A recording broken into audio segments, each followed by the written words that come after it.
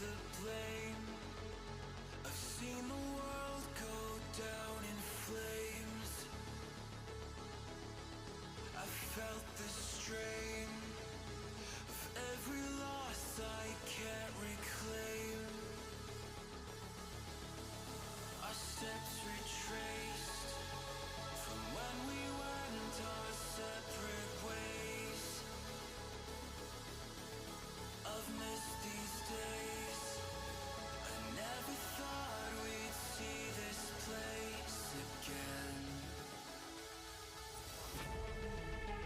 I know the feelings always fade, but nothing else could make me stay. It's not too late for us to slip away.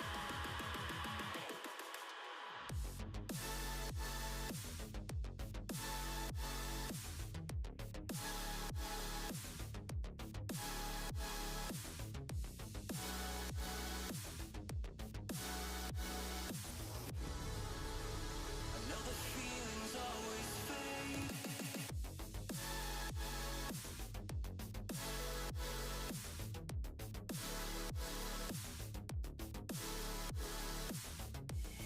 It's not too late for us to slip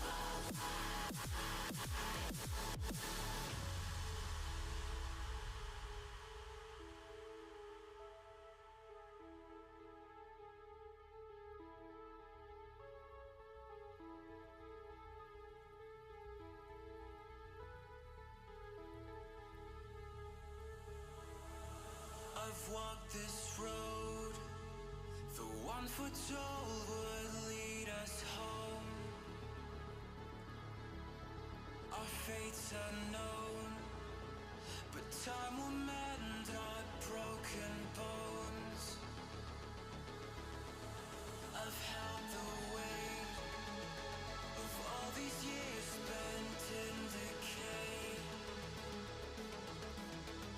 These times are strange. I never thought I'd see your face again. I know the feelings always fade, but nothing else could make me stay. It's not too late for us to slip away.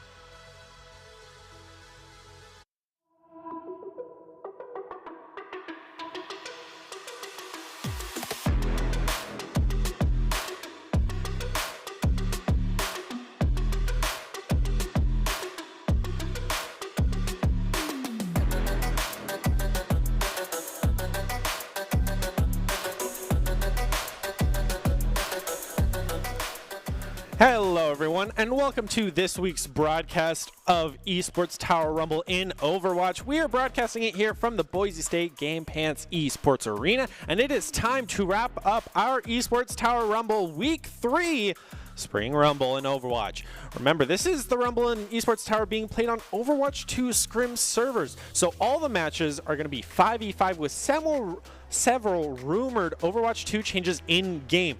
And tonight we will wrap up our group stage and finish it out with our grand finals to crown a Week 3 champion. I'm your host, Brenner Bear Ladd, and joined with me to call all of the action is Colby D'Angelo Alloway. And we've got an updated list of changes from last week, Colby, so we've got new Mercy passive. We have more details on kind of the cooldown changes. So what are you hoping to see change up in the roster and team composition? So in terms of roster and team comp, I think it would be really, really nice if somebody pulled out a Doomfist just to see how that worked as a tank, because that's something we haven't seen in these past couple of weeks. And I think it's not necessarily because Doomfist isn't terrible, because on paper, he doesn't look terrible. I mean, the only changes are he's a tank now. He has 500 HP, which is 100 less than some of the other tanks like Winston and Reinhardt. But then he also has increased size, so he's not going to be as big as Winston or Reinhardt or as easy to hit either. So I definitely think Doomfist is a manageable tank, just maybe not into Sombra, who we have seen played quite a bit. Yeah, she's really been the go-to for these changes. Another huge change is Bastion. His entire kit has been changed, and we haven't seen him once, especially since they got rid of his heal, so he's less sustainable, and now you have one less tank to protect him. Yes, he can move now, but you have to think it's maybe at a reduced rate or something. It's just something we have yet to see, so hopefully maybe that'll change things up. But from what we've seen so far of last week, it's been a very brawly meta. Yes, we've seen lots of Reinhardt, and I mean, with your Reinhardt, you run a Lucio to speed him into things. It almost seems completely necessary to, if you're running that Reinhardt, have that Lucio to run him around.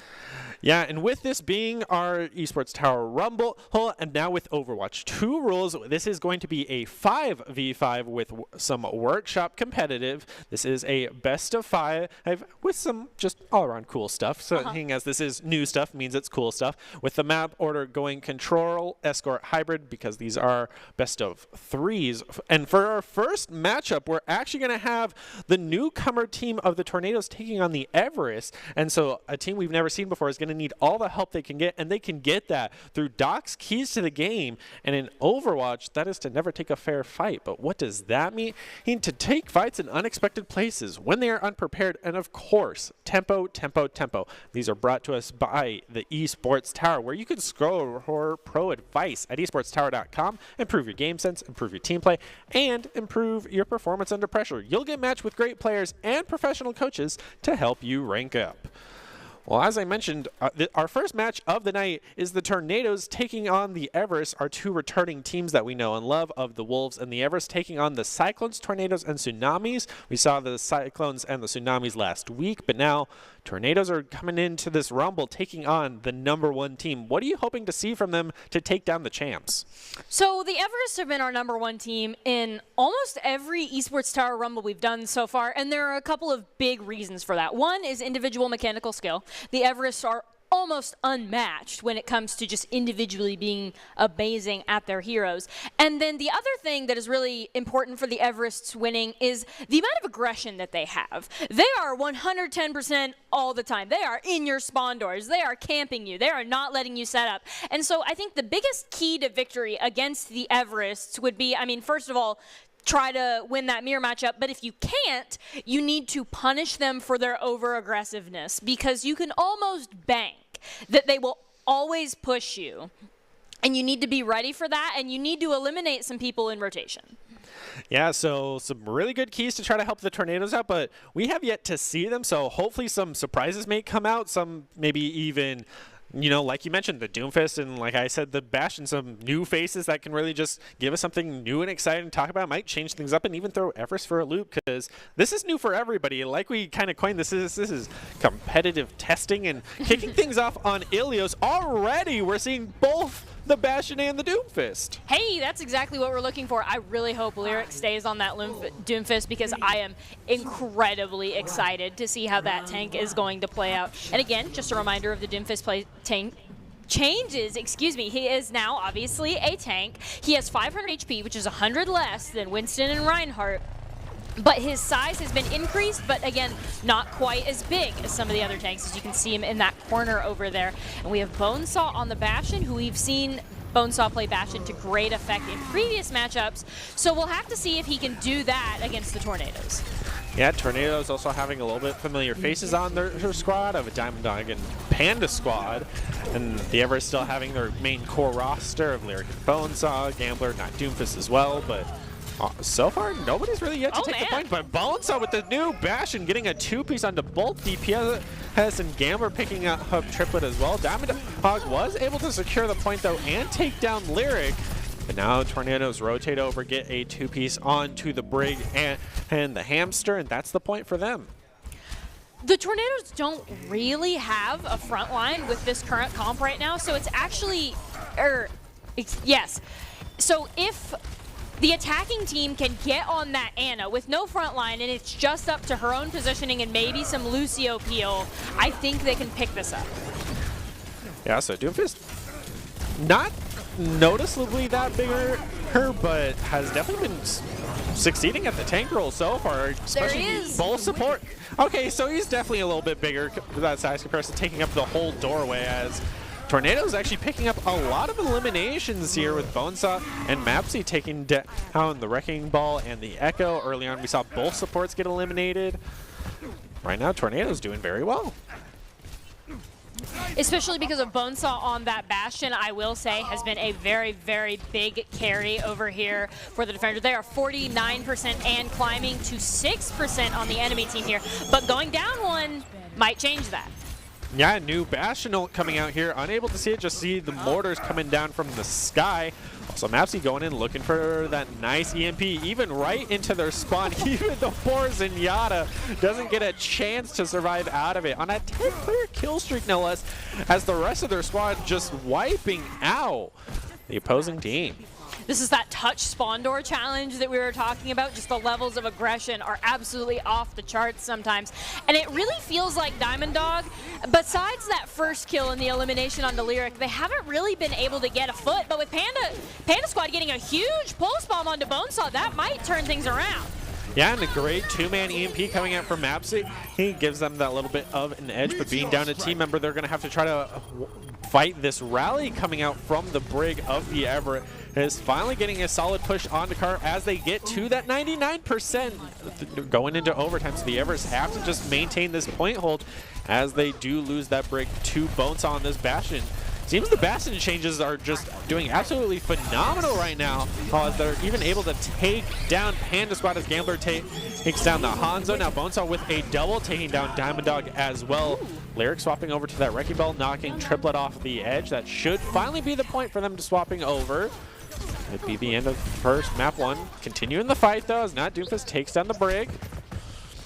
They honestly got that back pretty quick. They only gave up an extra like 10% there. Phenomenal job overall. And I want to highlight specifically Mapsy on that Sombra, because they were just everywhere and exactly where they needed to be all the time. This is that Bastion ult that we were talking about, the 3 mortar shots. It didn't end up getting any eliminations, but it sure did look cool and was a little bit almost startling, like to hear those sounds and then something completely different than what we're used to popping out of the Bastion. So I hope we'll continue to see these new heroes that are played much less often, and it does look like we saw Bonesaw swapping off of the Bastion and Lyric swapping off of the Doomfist, but now KJ over there has swapped over to We've been taunted. They swapped over to the Tracer.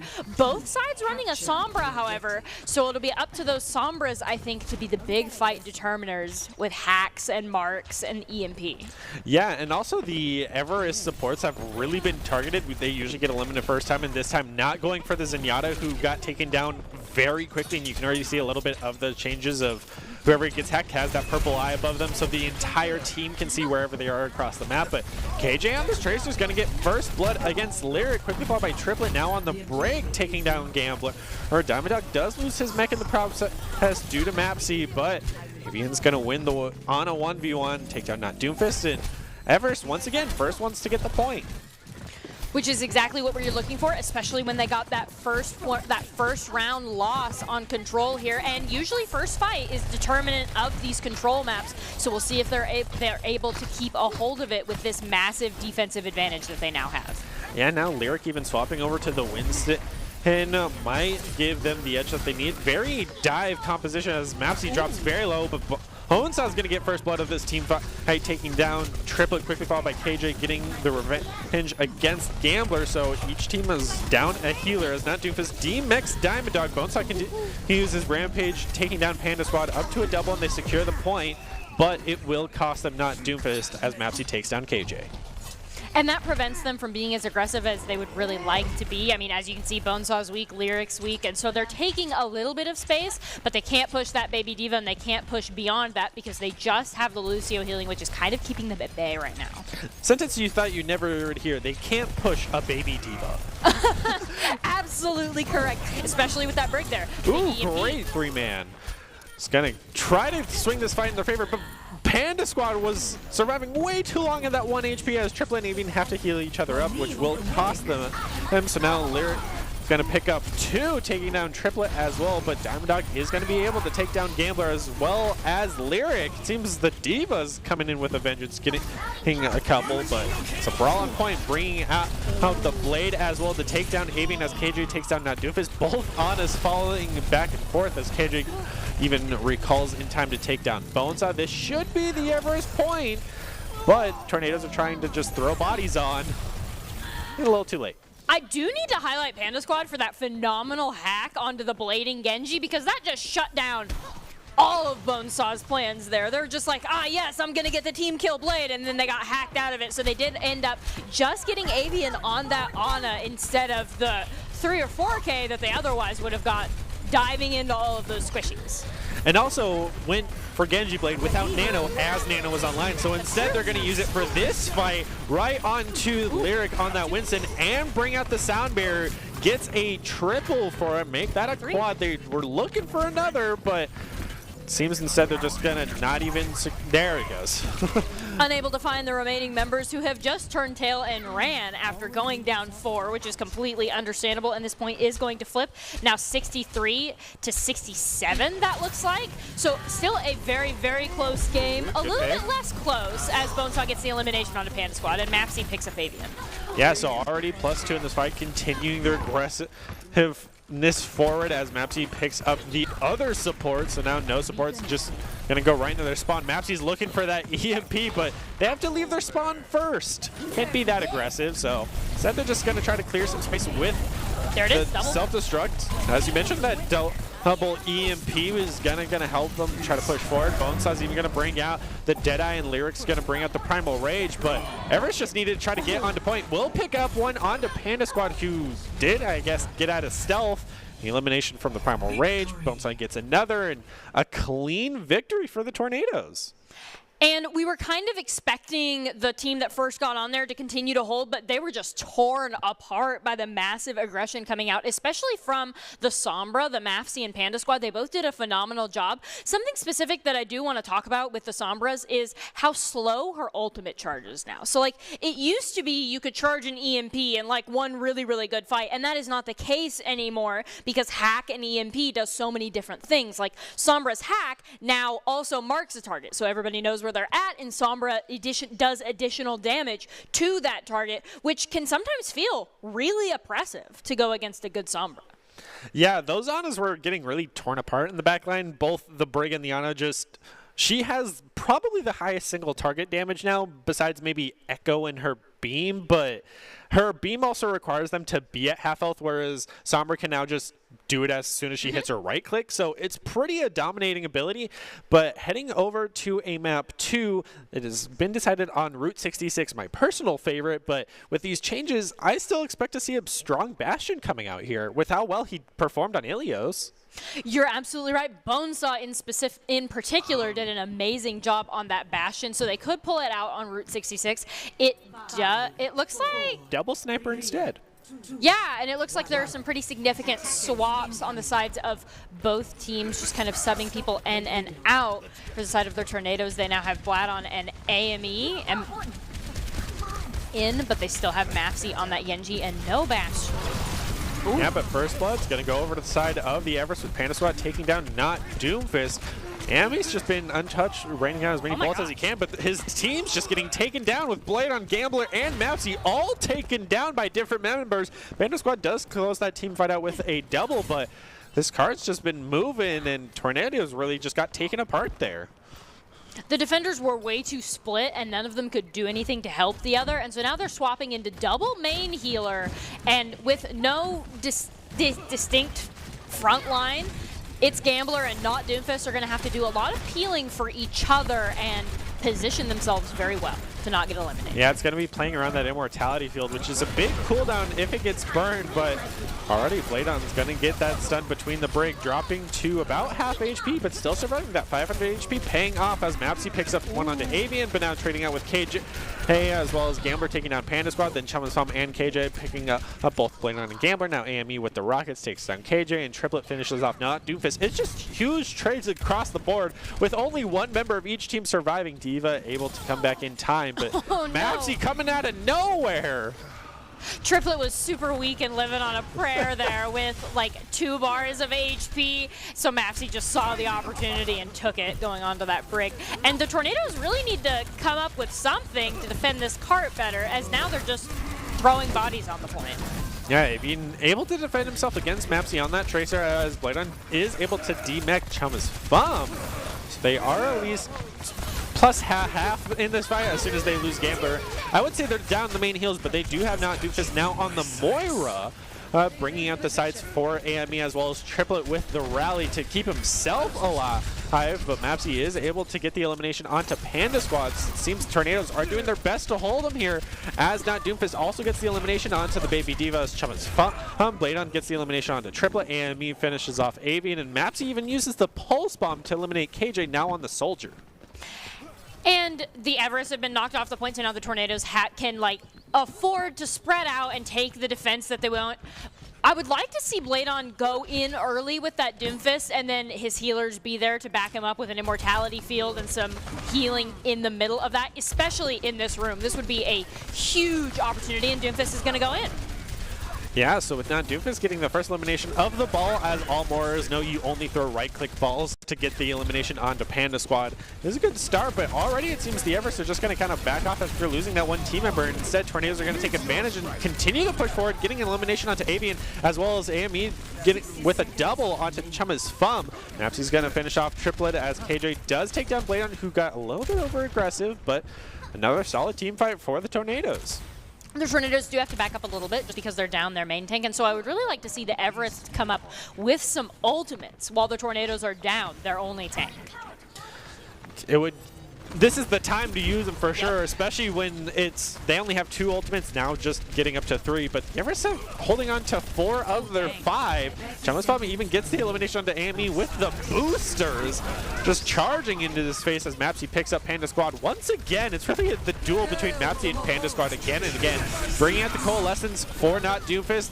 Also caught out the Amplification Matrix, but was quickly eliminated with KJ in these sites, taking down both Gambler and Mapsy. Now AME bringing out his own sites to take down KJ as Bladon takes down Triplet. Still holding out against this checkpoint, bringing out the self-destruct as well as the double dragons, but no one's there to take it. AME says just going to get taken down by Avian as Bladon takes down Panda Squad. Chum's Thumb eating the Pulse Bomb from Mapsia as Avian takes down Bladon, as well as Gambler taking down Avian. It's huge trades across the board, but slowly going in the favor of the Everest. And of course, as soon as they say that, Gambler takes down Triplet. So they are down no supports in this fight, which will allow Mapsia to take down KJ and Chum's Thumb. Mapsy on this Tracer just being very uncontested. Now with Panda Squad swapping over to the Tracer himself off that Doomfist. It's just all out stall, and that's round 1 for the Tornadoes. And what a round 1. There were a couple times where they wiped, but they were all able to just get back in time to continue to hold this. And they sometimes sustained and like backed up with only 4 members in the fight, and then it ended up winning the fight. And this fight in this closet was huge. We expected the Doomfist to be the big playmaker in that closet just because easy one-shot kill combo there. But it actually ended up being AME getting all the eliminations there. And there at the end, you can see Triplet give up and go for the reset. Yeah, Soldier 76 on Route 66. Kind of coincides because 76-66 obviously totally planned, but he was really uncontested for a lot of the fight, and Mapsy was just going in on both Panda Squad and Avian again and again and again as this Tracer, and the Everest really struggling to find an answer for it. Definitely might have just cost him, unable to get to the first checkpoint, no less, from being the top dogs. Now this could just be the case of the Everest have a lot of new players on their team and have been working to try to build some synergy here, and the roster changes have definitely been hurting them here, but huge learning opportunities can bring them back and try to swing it in their favor. But with this being a best of 3, and if the Tornadoes win here, that means the Everest are out. And the Everest are also missing some of their key members that they have had in weeks past just because of roster mix-ups and changes. Bonesaw, as we saw on first map, is actually now on the side of the Tornadoes as opposed to with some other members of the Everest, so that could be part of why they're struggling to adapt to this new team dynamic. Yeah, and already some interesting team compositions of a Torb with the Widow and a Diva tank, and then on the side of the Tornadoes, it's Bladon with the Zarya, AME, it's pseudo everything, but it's still very much the Brawl meta. I think this is... They're going to play it like a flank, though, right? Because AME and Mapsy definitely don't... They want to be within helping distance of the team, and with Avian getting that first elimination on not Doomfist, that's looking pretty good for the Everest. Yeah, they're just holding on to Roof as tightly as they can. Finally, Bladon is up there and gets the elimination onto Avian. Not even fully charged Zarya, just beamed her down. So even Fi did lose a healer, but Tornadoes do have that spawn advantage. Panda Squad having yet to get that pick that he needs, as Bladon does end up getting that kill with the suicide, I believe from his right click at his feet. As Mapsy takes down the triplet, as well as AME taking down Panda Squad, not Doomfist finishing off the baby Diva. This could be it. I mean, they've just been pushing the cart the whole time uncontested. The Everests do have a shot here. They will be able to get some members on the point. Unlikely a full 6 before the fight begins, full 5. Especially if the or a full 5, excuse me, before the Tornadoes go in here. May look like Overwatch 1, but these are Overwatch 2 rules just to confuse everybody. But KJ coming back, a huge 2-man elimination against Gambler and Mapsy. With this being 5v5, that's essentially half the team, as Panda Squad now takes down not Doomfist as well as Bladon. The Tracers have just been the huge playmakers in kind of this Overwatch 2 new rules. How dare you sleep on that Torbjorn? KJ gave his team a shot with that double elimination immediately after that. Not to discount Mapsy and Panda Squad, but KJ definitely gave the Everest the shot they need to try to defend this, and Mapsy is going to win the duel of the Tracers there against Panda. Yeah, Amy finishing off KJ. I mean, they're coming back with a vengeance and getting a lot of those picks that they need. Oh, bad timing on that blade, but he got what he needed. He, you know, the famous Genji needs healing. Did just sit there and wait for it. He's looking for Avian as well as he got the elimination. Ooh, ate the grab from Bladon, but Mapsy and AME not going to let them stop as they continue their rampage forward. Get the elimination on Avian, as I mentioned, as Gambler takes down KJ, AME takes down Chum's Fum. Everest are trying everything they can, but with the Coalescence out, Tornadoes take it. Bladon really needed to land that grab, and they didn't let him do that. That was their big win condition, and they were unable to get it, because that could have turned the fight, even if you just get 2 people, especially now in the 5v5 versus the 6v6. If you get 2 in your grab, that's valid. That's a successful grab, especially if you can get the elimination. But alas, that was eaten by Diva in an amazing play. I mean, the 2 DPS of the Tornadoes were going all out. They were hard carrying their team. Bladon was doing fantastically and did very well on the Doomfist on Ilios, which is why they probably did just that well. But the Everest really struggling. I mean, they had a lot of their highlighted moments. As you mentioned, the Diva eating multiple ults, definitely trying to do their best to hold their team together, but really rough time for the Everest. So now we'll have to wait and see how the Grand Championships are going to come out here, because it will be, I believe, the Tornadoes taking on the Cyclones, or is it the Tsunamis? Who won last week? Let us check. I believe it was the Cyclones. Well, no, we're not even going into the grand finals yet, because we have even more to decide of. Now it's going to be the Everest taking on the Tsunamis, and with the Everest just losing against the Tornadoes, I think the Tsunamis definitely have a chance. I think they have more of a chance than they have ever had in the past against this new Everest team, just because lots of their people have been mixed up, and they're kind of trying to find a new team dynamic. And to be fair, all of the teams are trying to find a new team dynamic, right? We're now in 5v5. Everybody's been mixed up. Some of the players that we've seen do amazing combos together have now been split off, and so new combos are being made. So we're seeing a ton of individual play and popping off, and notably from, like you were saying, the Tracers, Mapsy and Panda Squad on the Tracers, but then also on the Sombra. So we saw a lot of Brawl in previous weeks, but this week we've been seeing a lot of flankers getting huge value. Yeah, well, we have to wait and see how the match between the Everest and the Tsunamis is going to go down right after this quick break.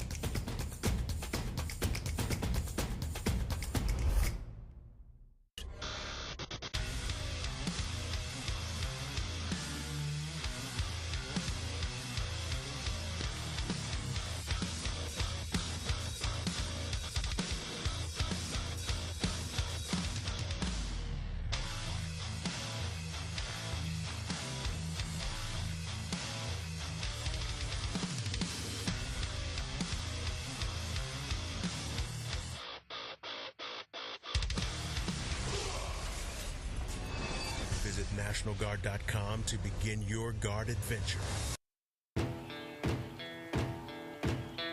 Here are a couple lessons I've learned over the years. Friendships come in all shapes and sizes. And always buckle up. Seatbelts save lives. That's a rule we can all live by.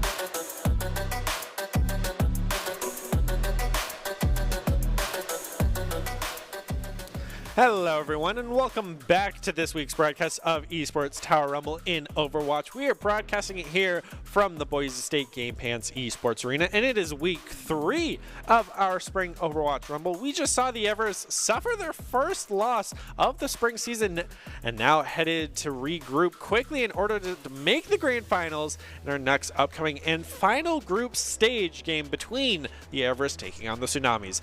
And whoever wins this will head on to the grand finals. And I'm still your host, Brendan Bralad. Joined with me to call all the action is Colby D'Angelo Alloway. And so whoever wins this match will be heading on to take on the Tornadoes, who just had a huge victory against the Everest. So what are you hoping to see from each team to try to head into the grand finals and come out of it with a win against the Tornadoes? So the Everest, I think, are struggling to find their team dynamic. They're also missing a few of their key players. Like we were talking about, Bonesaw has been moved over to the Tornadoes, and that has taken a massive toll on the Everest, as well as not Doomfist moving over as well. So the Everest are really just kind of like struggling to piece together new people and re-find that dynamic that has now moved over to the Tornadoes. So if we want to see the Everest continue to be the dominating team that they were before, I think we need them to focus on their team play. Like, we need them to do things together. And this is a 5v5, so everybody plays more spread out typically than the normal 6v6. But you need to be within, like, helping distance of your teammates, right? And when you're down 2, you need to reset the fight. We were just talking about it off screen a little bit about how these fights are super scrappy because people are just coming back as soon as they respawn, and nobody's really waiting for a full group before they go into the fight. Yeah, we saw that in Ilios with Mapsy just sitting outside of spawn, and as soon as anyone came out, it was hack, go for damage, get the kill, turn around, finish off their front line, I guess, of whoever just wasn't coming out of spawn. So a just very brawl, pick 1v1 type of meta that we're seeing in our competitive testing that we've coined it as. But of course, with this being an Esports Tower broadcast, we want to take a moment and congratulate all of the Esports Tower Club members who have graduated from clubs and been offered scholarships across the country. Over the last 3 months, Esports Tower Club members have received over $1.6 million in scholarship awards. These students have not only worked hard on their in-game play, but worked hard academically and have earned these scholarship opportunities. We could not be more excited and proud to see all these opportunities these players are getting. Well, of course, with all these amazing scholarships, these players are going to need that little bit extra bump to help them take on the oncoming threat of the Tornadoes, and we can give it to them through Doc's Keys to the Game, and these are presented by the Esports Tower. But in Overwatch, it's to never take a fair fight. But what does that mean? And especially in Overwatch 5v5, that's going to be position your supports, tank and DPS move together, which is something that's been a little bit staggered, as well as know the new cooldowns, which is something we're even learning, and of course, tempo wins maps. And these are brought to us by the Esports Tower, where you can score pro advice at esportstower.com, improve your game sense, improve your team play, and improve your performance under pressure. You'll get matched with great players and professional coaches to help you rank up. Well, we're heading into our second match of the night of the Everest taking on the Tsunamis, and with map 1 going to be Li Zhang. And just like in Doc's Keys to the Game mentioned, you need to make sure your DPS move with your supports move with your tank, excuse me, because your tank doesn't have an off tank to cover them, but you still can't just jump in and 1v5. So this is a new dynamic that lots of teams are working on, getting their DPS in the same spot as their tank. Yeah, and already some interesting team comps here with the Tsunamis not deciding to go for the Sombra, instead going for the Reaper Sombra instead of the Symmetra, sorry, and the Everest going for the Symmetra, but also the new Bastion. We're seeing lots of that Bastion that you were talking about. Avian has so far been unable to get any eliminations just because he's been unable to set up. Blank is going to get booped off the edge, as well as Mango and Sweatpants going down to Panda Squad. Panda Squad's just popping off on that Symmetra. And KJ is going to pop up with an elimination onto Lukey, and that is fight over for the Tsunamis. Yeah, Everest even changing up their comp a little bit with now Diamond Dog and KJ on the support roles, Avian and Panda Squad on the DPS, and Chum Fum still on that tank role, but Tsunamis now bringing in Lukey and Mango for the support. Hurts, Dark, Blank on the DPS, and Sweatpants on the tank. I mean, Everest once again changing up their roster, really trying to find what works for them. I would really like to see this Junkrat be positioned with Sweatpants and possibly with a Mercy Pocket and just get a ton of damage once we get onto the point and walk onto them. Yeah, he's got to be that artillery piece. Absolutely Instead, he's not. just going to get taken down by the literal artillery piece that is the new Bastion, as Avian gets the elimination onto Dark of that Junkrat, as well as See Lukey moving. the Ana. Seems that Everest have really found their groove with Panda Squad and Avian on these DPS roles as Chalice Fum takes down Blank and Avian takes down Sweatpants. You can see Avian moving around, locked in that turret. It's kind of funny, actually, because, like, the model doesn't move because that's not the important part. You just need to get that movement with the turret. So Avian's just kind of sliding around as a turret, putting massive amounts of damage into the Tsunamis. Yeah, they may have the updated abilities, but not the updated animations yet, so he'll just be kind of skating around on the field, as we did see that one elimination just to stagger them out that much more. Tsunami's having a real issue trying to find an opening here as the teleporter is set up, so it's just going to be teleporting Bastion, but he doesn't need the teleporting anymore. He can just move on his own. We were talking about how Dark could maybe be a big deal on that Junkrat, but because the Everests are taking fights in these open places where Dark can't get into melee range or the effective Junkrat range, he's just been hard countered so far. Yeah, so now Panda Squad going to bring out the wall, as well as just a plethora of ults with the Amplification Matrix, the Sound Barrier, and KJ getting first blood against Dark. Tsunami's never touched the point since the first fight, and even in after slow-mo time, still just getting eliminated. Still barely touched. They did touch at least, though. They couldn't close the distance. With that Bastion Avian, they couldn't even get close. Chum's Fun was running around disrupting them and defending Avian, but especially because KJ was right there with that Bastion, the Tsunamis had no approach beyond this first fight. Well, it seems the Everest have really brought it back after facing the Tornadoes previous match, so it seems they want to get kind of their revenge matchup in the grand finals, as this is the last stage of our group stage. So heading into kind of the more open side of Lijiang, no one's really going for boobs. I mean, we could see it from the Lucios. They got there as quick as they could, but instead going for teleporter. Like Dark versus Panda Squad and Avian, both on that Symmetra Bastion, and D.Va as the main tank. This is a complete mirror matchup, and with Avian going down first, that might spell doom for the Everest. Oh, quickly trading out as Panda Squad takes down Blank, so it's been 1-for-1 so far. Both immortality fields go down. Instead, KJ's going to try to swing the fight in their favor, taking down Mango, as well as Panda Squad taking down Dark. Now Diamond Dot taking down Sweatpants, Chum's Fum taking down Lukey. Finally, like, clean engagement and a hard reset. And this is one of the first times we've seen the D.Va as well in that tank slot, and especially against that, against and with that Bastion, I think it's huge, because D.Va is one of those heroes that you pull out just because of her ability to eat infinite amounts of damage when they have a Bastion, and so a lot of people were concerned about whether or not D.Va would have a spot, and it definitely looks like she does, especially as the Everests are winning with D.Va. Yeah, and Tsunamis really love their Junkrat, but this time now Junkrat's on the Blank and Sweatpants is bringing out the Rhine, but huge ultimate usage, Oh my not God. even at 30% before they were brought out, with Panda Squad bringing out the wall and KJ bringing out the Amplification Matrix is going to lead to the elimination of Sweatpants, but Blank is able to take down KJ. Hey, so lose your only tank for the main support the Everest are still looking very positive here until the Tsunamis come back and get a 2-piece onto Panda Squad, and Chum is fun, so that's DPS and tank down. Now your secondary support as well. Tsunamis should be able to take this point as long as they get, there you go. Yep, there we is. We got all the members on. That is 54% for the Everest and 4% and climbing for the Tsunamis. Blank was finally able to close the distance on the Junkrat, and that's exactly what you need to do. And with that Lucio speed, that's definitely going to help them. And Blank really just needs to follow Sweatpants and Mango around and see what close range damage we can do. They're wisely staying inside the point as well. Yeah, I'm very curious how the Bastion ult works inside of that point as it is indoors. Yeah. Like, how does that work?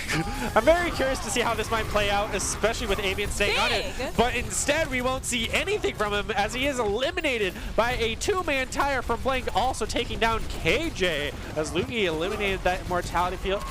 Must have just been thrown barely out of range, but it seems Blank on this Junkrat is showing Dark how it's done, as now Diamond Dog with the boop onto Mango, showing how to play the Lucio. Now the Amplification Matrix coming out for the Tsunamis as well as the Sound Barrier from Diamond Dog. Panda Squad just going in, gets a double, also taking down the Amplification Matrix. Sweatpants is just going to go charging off the edge, at least takes that Chum as fun, but now no tanks on either side. Will be in the favor of the Everest just because they had huge plays there. And now Panda Squad finishing off Mango, one surviving member as Panda Squad takes down Dark.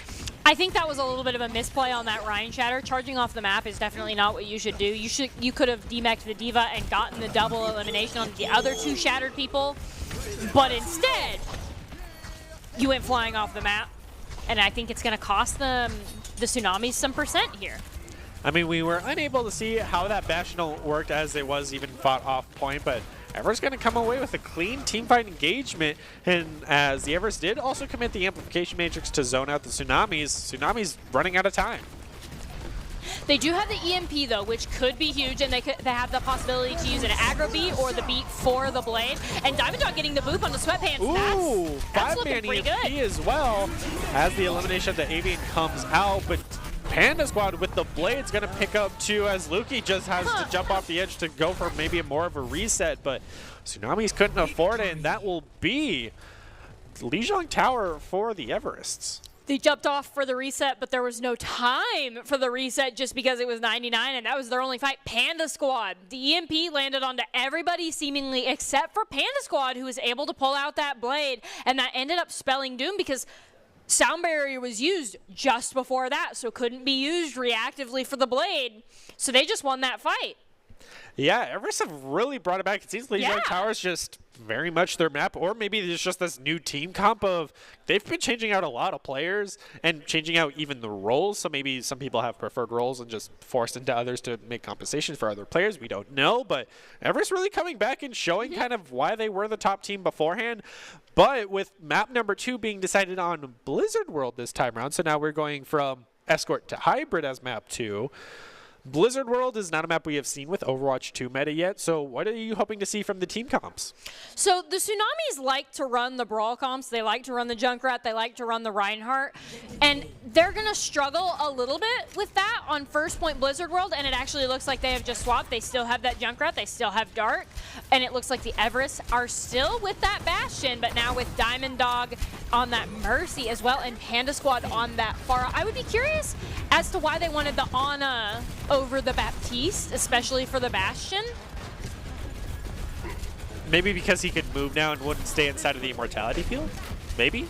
This is my only guess, but right now, Everest just having free reign of the skies, taking down Dart from underneath the cover, even on point. Now also taking down Blank, no DPS on point, and now down your main heals with only the two remaining members.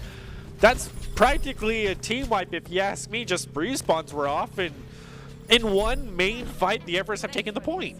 Panda Squad's popping off on that Pharah, and he very well should, considering it was May Junkrat, and there was absolutely nothing they could do except for maybe Sweatpants to have landed a hook that first point. But now we see almost an entire team swap coming out, and Blank is now getting huge value on that Hanzo, especially going for Diamond Dog after that Mercy. Yeah, they learned their lesson. Take control of the skies and take down that pharmacy. Sweatpants also gets the elimination against KJ. Blank is able to even demech Chump is fun. So it is a little bit trade so far, but as soon as Tsunamis just gave up first point, they've just been able to hold at this archway. Finally, Panda Squad's able to take down Blink after losing the baby diva. It will never get weird to not see just moving Yeah, Century. the moving. Because everything else about the animation looks so stationary, but he's just sliding across the ground. And you have to remember, they also changed his just basic attack to where it's semi-automatic, so it fires as quick as you, or it fires as fast as you can click. So I'm very curious how accurate that has been for the players, but Panda Squad's going to get the elimination against Blank as Dark now in the Cole Cassidy takes down Diamond Dog. The solo barrage for Lukey. That's a statement as he gets taken down by Sweatpants. Mango's able to res Blank back. Chose not to res Lukey of the main heals, which I find very interesting as Blank gets the elimination on the Avian, stopping the cart push. Blank has been doing a phenomenal job on this Hanzo. I would really like to see Blank not get over aggressive and value their life more than the eliminations, because when they're alive, they're popping off and winning fights. It's just an issue of keeping them that way, I think. Yeah, we do see Chamaswam able to take down Sweatpants with Blank taking Both down Mercies get the res. Panda Squad. Yep. But neither res from either Mercy has ever been contested so far. It's been very much of, we're not too worried about it, we'll let it go through. Now the artillery form, as I'll probably coin it at this point, the animation's a little bit different. He is pointing straight up, but I'm so curious what that looks like nowadays. Of just, is it the giant AoE or something? But interesting changes as Blank takes down KJ on that Ana as the Valkyrie comes out. Another uncontested res for Diamond Dog, bringing back the Ana. And now even getting the elimination against Sweatpants. That was a very well-placed res as Panda Squad taking down Lukey. Double Dragons coming out from Blank from behind to try to deny the cart push. As Mango reses Sweatpants and KJ gets the elimination with the nade against Blank. And also the double against Dark. I guess Ana's a DPS now. I think these very, very scrappy, very spread out fights are really... quad. Oh my gosh! That's an KJ's Ana just popping Penta, off. I guess. Okay. KJ on an Ana, new main. KJ on the Ana, battle Ana, doing a fantastic job. None of those were assisted either. That was just KJ popping off on that Ana. No Panda Squad. respecting Ana's damage, I guess. Something never thought I would say, but sure, I'll take it. Ooh, Blank got there through some amazing plays by Panda Squad, hitting all of their shots on either side of Blank, and there was just nowhere to run, as Avian is going to get res, which might put a wrench in the Tsunami's plan just a little bit here, but with Panda Squad still in the backline, they have a shot. Panda Squad just playing very risky, not even having the Pocket Mercy for all that, and still managing to survive. Well played. But now it's going to, There's the barrage. Not a solo barrage this time at least, is able to take down Dark and Mango, which is huge, but Blank quickly evening things out, taking down that Pharmacy Wombo combo.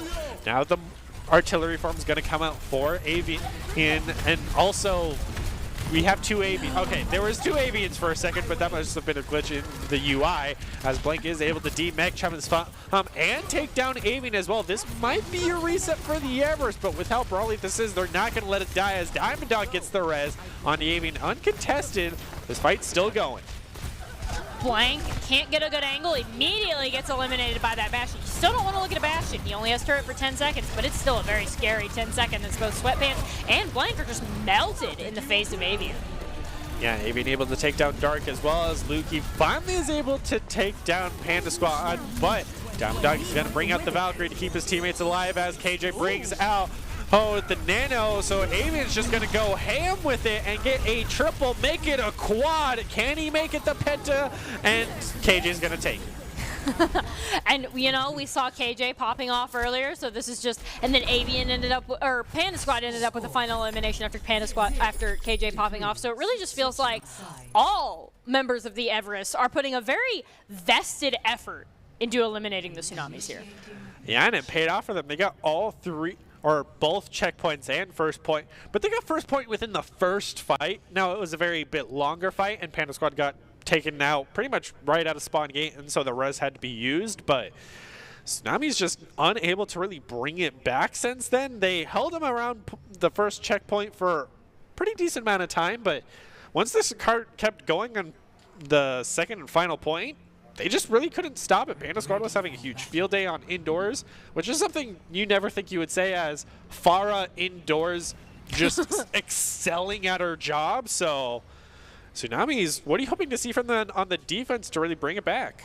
I think Or on offense now, sorry. I think both of these Mercies have, in general, been getting a lot of value just because of the nature of the scrappy fights. Like, there's always people for a Mango or a Diamond Dog to fly to, and especially with that blue beam and this being focused on an eliminations meta, they're both doing a phenomenal job on that Mercy of doing exactly that and supporting their whole team. Like, a bunch of people were worried about whether or not Mercy would still be playable in Overwatch 2 just because, I mean, her passive was given to everybody else. But I think she's still in a really, really good place for Overwatch 2 if this is what Final Mercy ends up looking like. Yeah, and as you mentioned, this has just been a total, like, bloodbath. So having her res being able to bring back, like, the one and only tank is huge for kind of just game-changing fight, as we do see how kind of the new left click of the Bastion works. Maybe it's just not able to click Yeah. very fast there, that semi-auto. Bastion overall does a lot less damage in that just normal shooting form. Can't shoot as fast, but the turret is his still turret there. form also now has 1,000 bullets, so that means he Oh my doesn't have God. to reload, which is something. good. Yeah, something we did not know. We haven't seen his grenades yet either. Maybe that's been his huge damage up since his basic auto attack no longer does as much damage, but turret form dealing a ton of damage. They're able to demech Sweatpants. No elimination just yet. Okay, so that was the grenade, is just a little orange ball that kind of lobs out. I wonder how much damage it does. And if you'll notice, any time that you don't use in turret form is like clocked over to the next one. So we see he has 3 seconds remaining, and then immediately as you turn back, that timer starts going back up.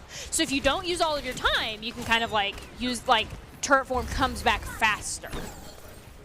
So it seems it's kind of like a fixed thing. It doesn't reset based off the cooldown. It's based off of how much time there is, and it's just slowing built up over time. All right. So, but a Roadhog tank now with the Nano gets taken down by Avian, who did get antied as well with 19 health and survives. Whoa, this is new. He's just So a blind that's what tank that looks floor. like. Oh my gosh, hides himself in a corner. I am blessed that we got to witness that. Yeah, because that was nothing like what they showed in the video for his updated form of he was an actual, like, mortar, drove around and had, like, the giant AoE circle, but do what you can with Overwatch 1, and it paid off as he gets the elimination against Blank on that Ashe. Tsunami's really having a tough time trying to attack this point with Evers just capitalizing, having control of the skies with the pharmacy and Bastion on the ground. I almost think that it might be time for perhaps a Lucio and to just try to run into them and see what you can do. Because none of their hit scan have been able to find any value, especially The quad? against Farah. Oh, that's my a team gosh. kill for Panda Squad. All right.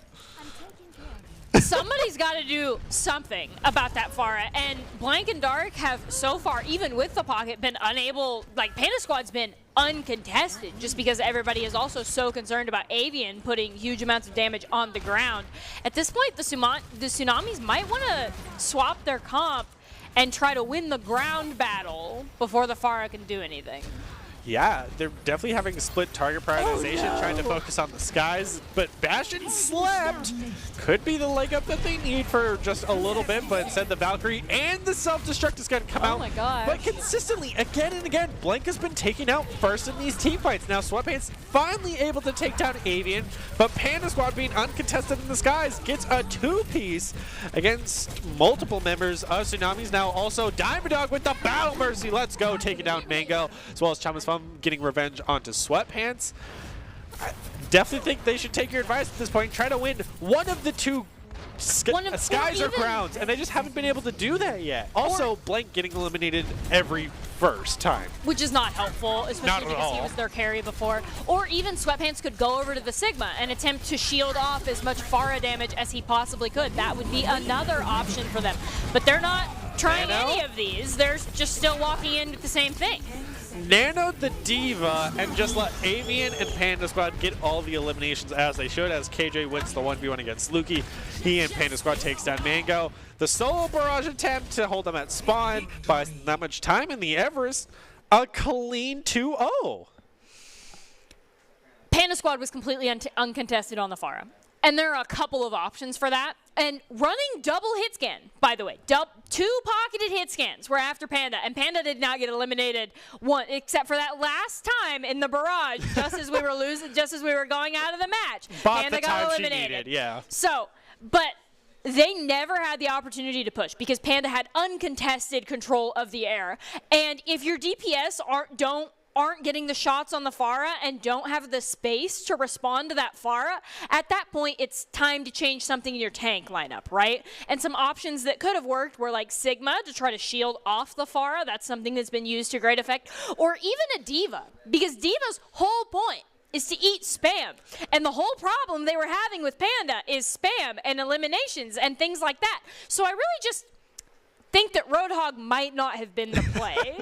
Maybe just wanted to try out his new health pool of the extra 50 health he got, but didn't really pay off. So now the Everest are going to head back into the grand finals. Rematch? It's going to be the rematch of the century, so maybe this new team comp is the leg up that they need.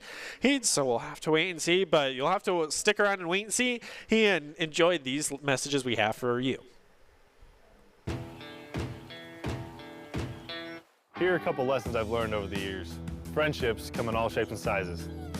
And always buckle up. Seatbelts save lives. That's a rule we can all live by.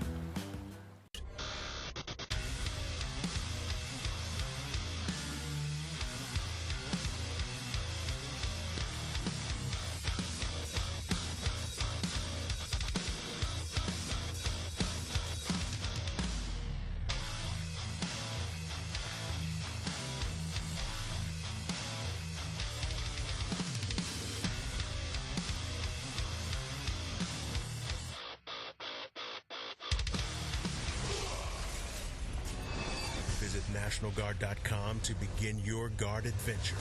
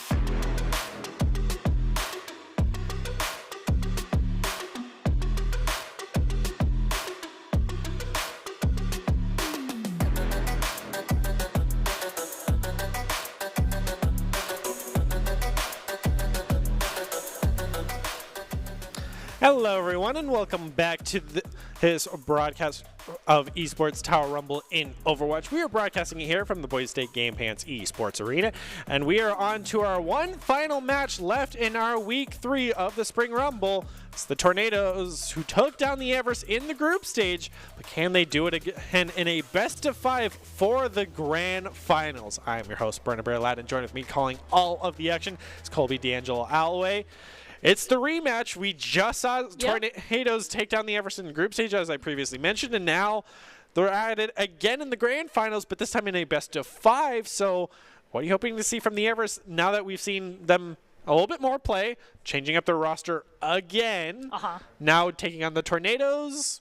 What are you hoping to see? I'm super excited that we get to see this rematch, first of all, just because it's the Everests going against 2 big players that used to be on the Everests. So it feels like there's a lot of history between some of these players. And I think if the current Everests want to go up against and beat previous Everest's crown jewel Bonesaw, I think they're going to have to counter the Bastion. I think they're going to have to counter all of these unexpected things that Bonesaw is going to be looking to do, because that is a crowning piece in Bonesaw's overall play style.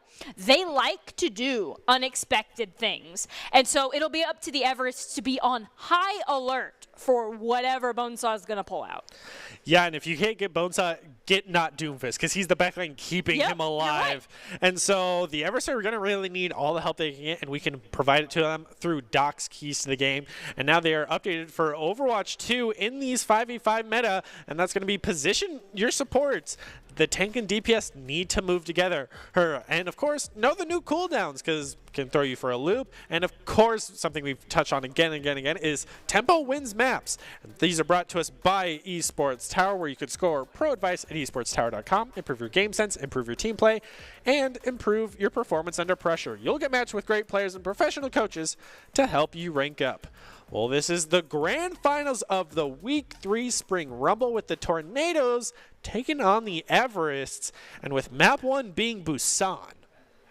And usually these control point maps, in some games, it's whoever wins first fight is probably who's going to end up winning the map. But actually, in the Everest versus the Tsunamis beforehand, that wasn't the case. It would be the Everests that popped up and won a fight, but then they'd lose the overall map to the Tsunamis. So I think the Everests are going to have to consistently win those fights and take them when they have all 5 of their members, right? Because that's the common thing that was enabling them to win all of these first fights, but then they never full reset and had a whole group before they went into all the staggered fighting the Tsunamis again throughout the rest of the point. Yeah, and it seems that the Tornadoes really excel at that 1v1, as you touched on Bonesaw just popping off again and again. So I think the Everest can definitely probably come away with a win here if they go for more of that traditional Overwatch 1 of clean reset, team fight, rather than consistent just throw your bodies at them and try to win the 1v1s, because Bonesaw will 90% of the time run away with a victory there. Exactly. So it is time for our Week 3 Grand Finals between the Everest and the Tornadoes. The Everest have come into the Grand Finals as the underdogs for the first time. Will they get revenge on the Tornadoes, or will we crown a new Rumble champion? Let's wait and see as we take a look at these rosters, which the Reaper and Tracer is pretty traditional for Busan, but a Bastion May? Bastion May, I think the point is the Everests want to take the fight in melee range. They want to walk into you and they want to brawl. And their comp is very good for that. But so's Bonesaw on that Reaper. Yeah, picking up first blood against Avian, really denying the capabilities of the new Bastion, as AME is also able to pick up Diamond Dog on that Lucia. With Bonesaw finishing off KJ on the Baptiste, as well as Judge taking down Bonesaw with the charge pin. But no one having yet to really capture the point, because Overwatch is an objective game, guys. It's not about just who spills the most blood here on this mecha base. I think the Everest's biggest problem there was they didn't get huge value out of the Mei wall. You want to use the Mei wall to split the team and ideally get an elimination, and we didn't really see any of that last fight. Yeah, now Gambler is able to get first blood against Avian and also charge up the Primal Rage. Now with 1,100 health, not just 1,000. Amy is able to take down KJ though, so Tornado's having a very commanding lead in this team fight. Amy getting the double, taking down Judge as well. Will finally get taken down by Avian as not. Doomfist takes down Panda Squad on that Mei. Up to 30% as Bonesaw even takes down Diamond Dog, and Gambler getting a little too overly aggressive, gets taken down by Avian. Huge anti-nade coming out onto all 5 members. The Nano Death Blossom gets a triple. The Mei has to Ice Block just to survive and still gets taken down. That's a Penta. That's for Bonesaw. full team wipe for Bonesaw with the assist of Not Doomfist. That nanoed Beyblade definitely helped him out there, and especially with the anti-nade. It really feels like there is nothing the Everest could have done. It's the to stop two-man that wombo team wipe. combo. It's just been the go-to for the winning condition of now Bonesaw also getting another double against Panda Squad and Diamond Dog. Yeah, they lost Amy at the start of that team fight, but Bonesaw doesn't care. It's not going to stop him from getting now a triple, taking down Judge. We do see Avian swapped over to the Cole Cassidy, which is a swap that I like a lot, especially against Bonesaw on that Reaper. Because you get the flashbang and then you get the double headshot, and then you immediately get the elimination. And, you know, eliminate Bonesaw, win game. That's what the Everests are looking for here. Or maybe not Doomfist, and that eliminates his heals, but he's on the Reaper, so he has the self-healing. So it has to be not Doomfist. So That's a pretty good start. yeah, Everest getting +1 in this fight, taking down Amy, forcing out 3, now 4 ults. Shatter onto only Gambler and Bonesaw. Cannot even get the elimination from that really good shot. Hunter, now it's just an all-out brawl here as not Doomfist gets the next elimination, trading out as he gets eliminated by Judge after taking down KJ. Now Gambler and Bonesaw picking up 2 more. No DPS for the side of the Everest. Now Judge able to pin AME, but Bonesaw takes him down, and Gambler taking down Diamond Dog. This might be just map 1 for the Tornadoes. That's the other thing the Tornadoes are doing. It's not just not Doomfist that's pocketing Bonesaw really hard. It is also Lyric. We saw Lyric use a whole Transcendence just right beside Bonesaw and body block for Bonesaw against the nade. And 90% of the time, if the orb is on anybody, it is on that Bonesaw. I mean, in this play, it was on the Winston because the Winston was taking a lot of damage and Lyric was getting the eliminations. But Bonesaw is so hard-pocketed by his Ana and his Zenyatta, he really feels unstoppable at this point. Yeah, Tornadoes are just essentially playing Protect the President, which is Bonesaw, and then he'll just carry us to victory. So the Everest need to just say, all right, we need highest single target damage as possible, which is I'm surprised. Sombra. Exactly. I'm surprised we haven't seen a Sombra from them yet, because that would shut down Bonesaw perfectly. Everyone can see him. They get double damage, essentially, the extra 50% against him. It's kind of the go-to solution, and they just haven't brought it out yet. I liked that Cole Cassidy pick. Maybe a Sombra and maybe a Cole Cassidy against this Reaper because... Or the Flashbang Pharah. Hank burned him down. Yeah. The Pharah is also a good shot because what's he going to do against the... Apparently that, I guess. Like, what's a Reaper going to do against the Pharah? Eliminate him and his Pocket Mercy. Like, okay, Bonesaw, that is not typically how that matchup happens. Yeah, Everest trying to stay in this fight with Avian got getting a him. two-piece now on the Tracer, no longer committing to the Bastion shenanigans.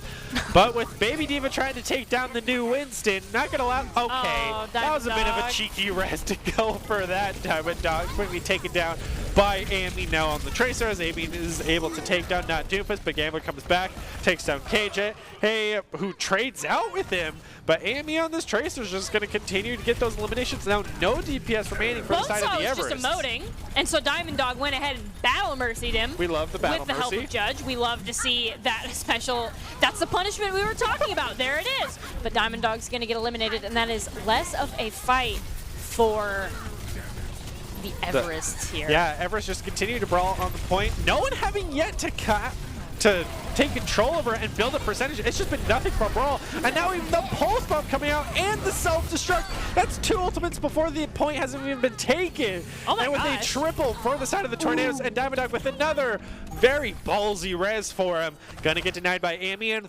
finally the Tornadoes are gonna be able to cap it. I think that the Everest at this point, maybe Mercy isn't going to do it for him. Because Diamond Dog is getting absolutely terrorized by that Tracer, which is no BM to Diamond Dog. Tracers will typically do that. But at some point, you've got to swap to maybe a Brig.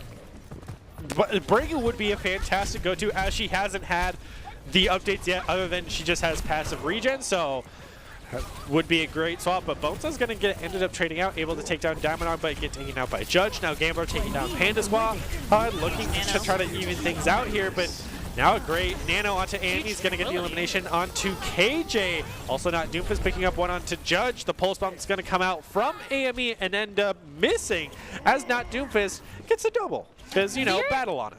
Lyric is insane on this Zenyatta also. Like, we talk about not Doomfist a lot, but I think Lyric is doing just as much on that Zenyatta, and hopefully they don't go down right as I say this. Oh, let's go! Sleep!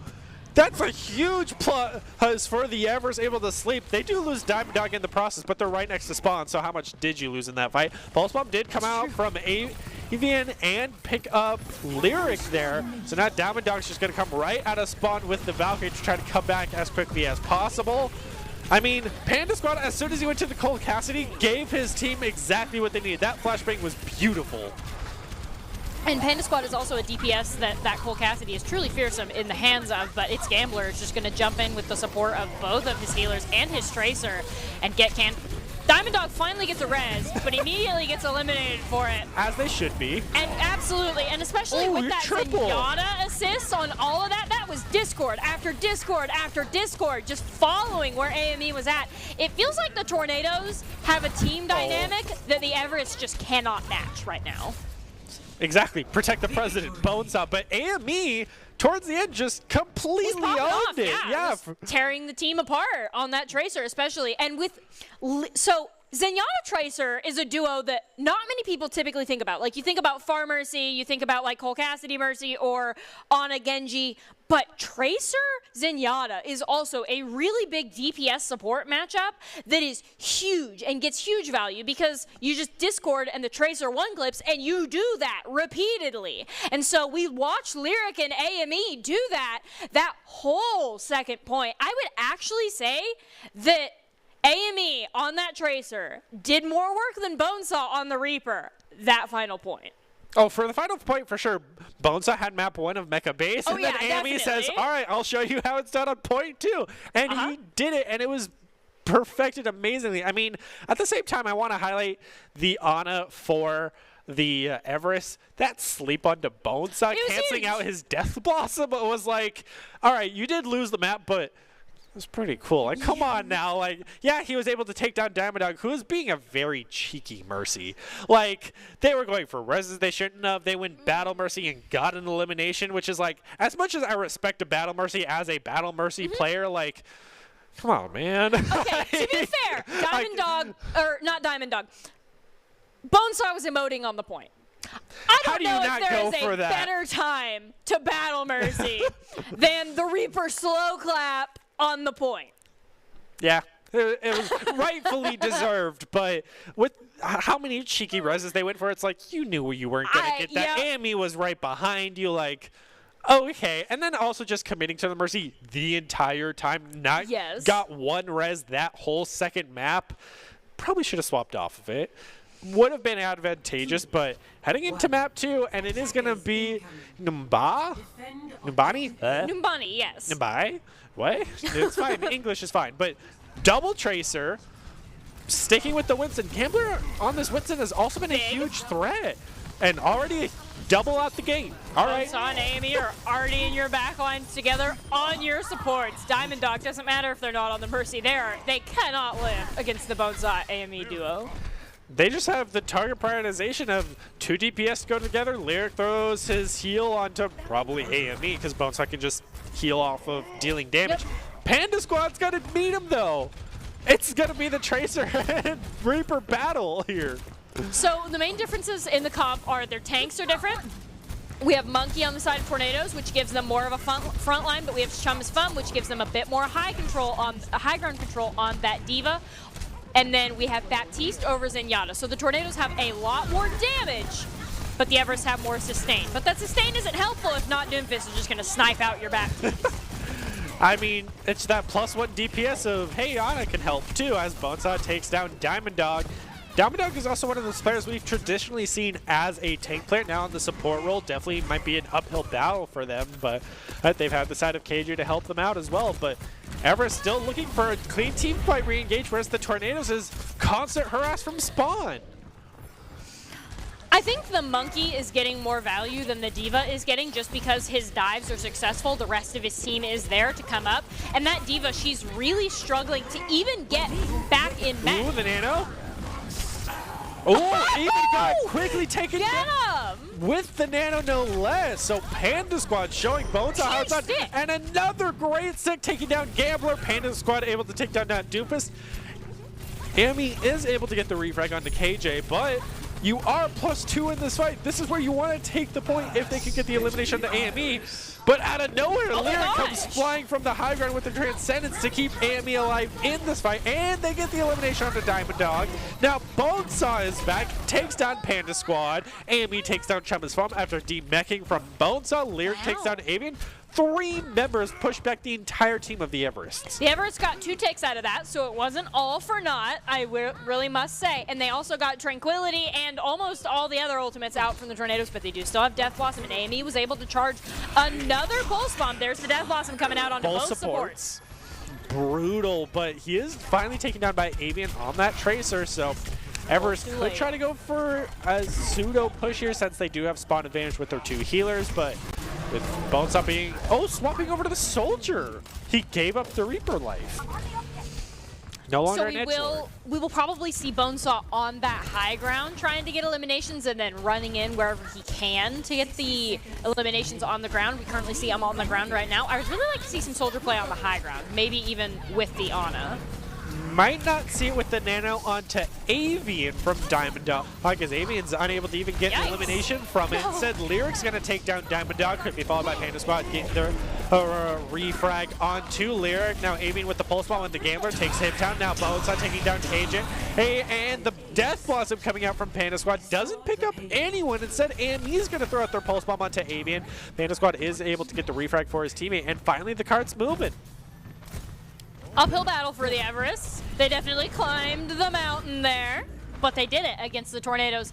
And considering their first map performance against the Tornadoes in the group stage, this almost feels like a completely different Everest. They have adjusted to the Tornadoes playstyle, and I believe that the longer this match will go on, the better the Everests will be prepared to counter the Tornadoes. Yeah, and Bonesaw on the Soldier 76 hasn't been the huge playmaker we have seen just yet. Maybe he's waiting for the sides to wombo combo with not Doomfist's Nano. Have to wait and see. But also, Gambler swapping off of the Winston onto the Doomfist. And Bonesaw's going to go down to actually chum his thumb, no less. And with KJ and Diamond Dog going on as well, the Everests can't push, even though they are only down 1.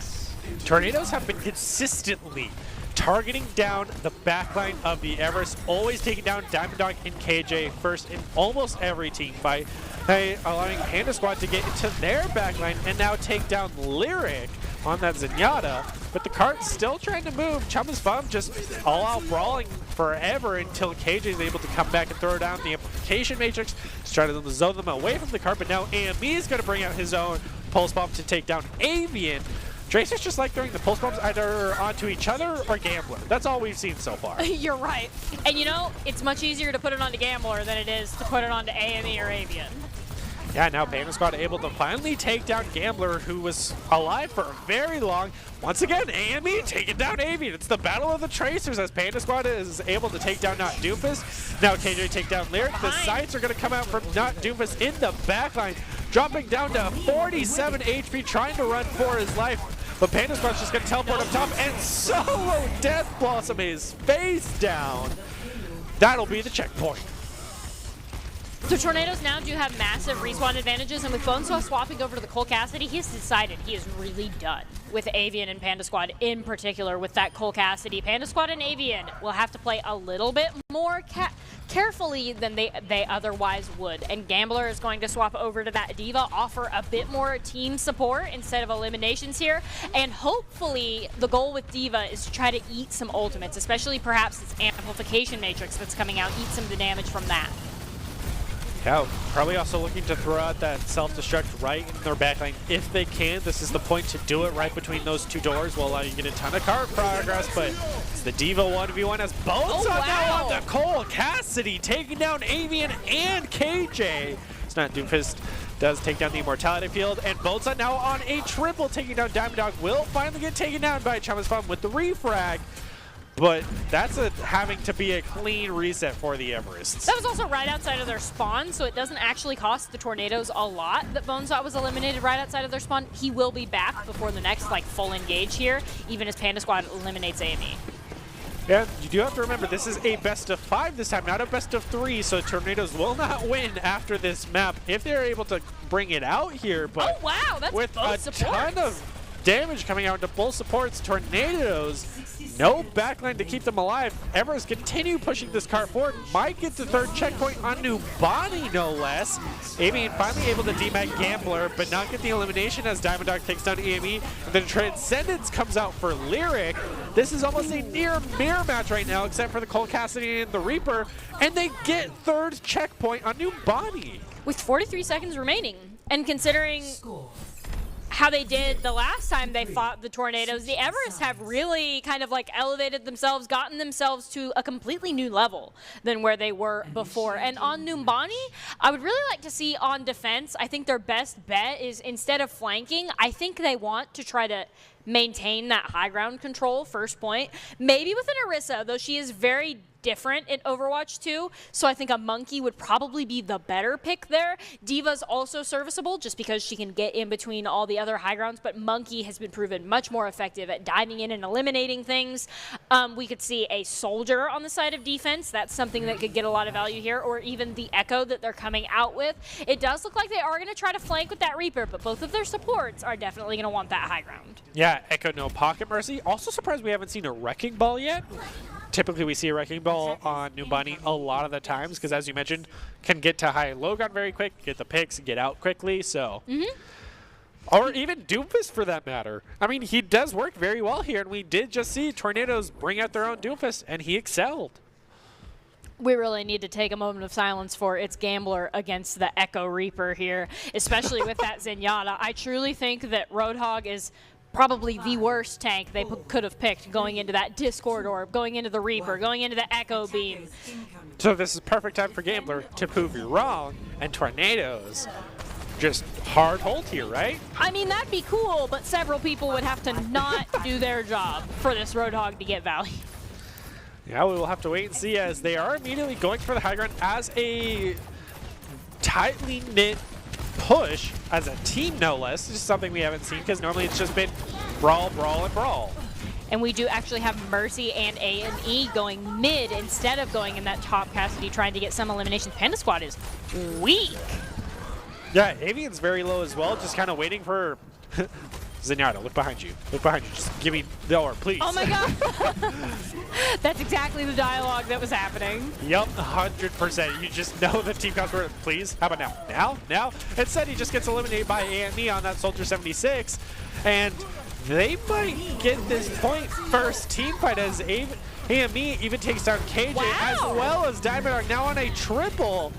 This Roadhog's working out right now as he's just been sitting on point this whole time. Chum is unable to really decide where to hold, gets taken down, as well as Panda Squad, who had just come back, taken down by not Doomfist. That might just be the point in team fight number 1.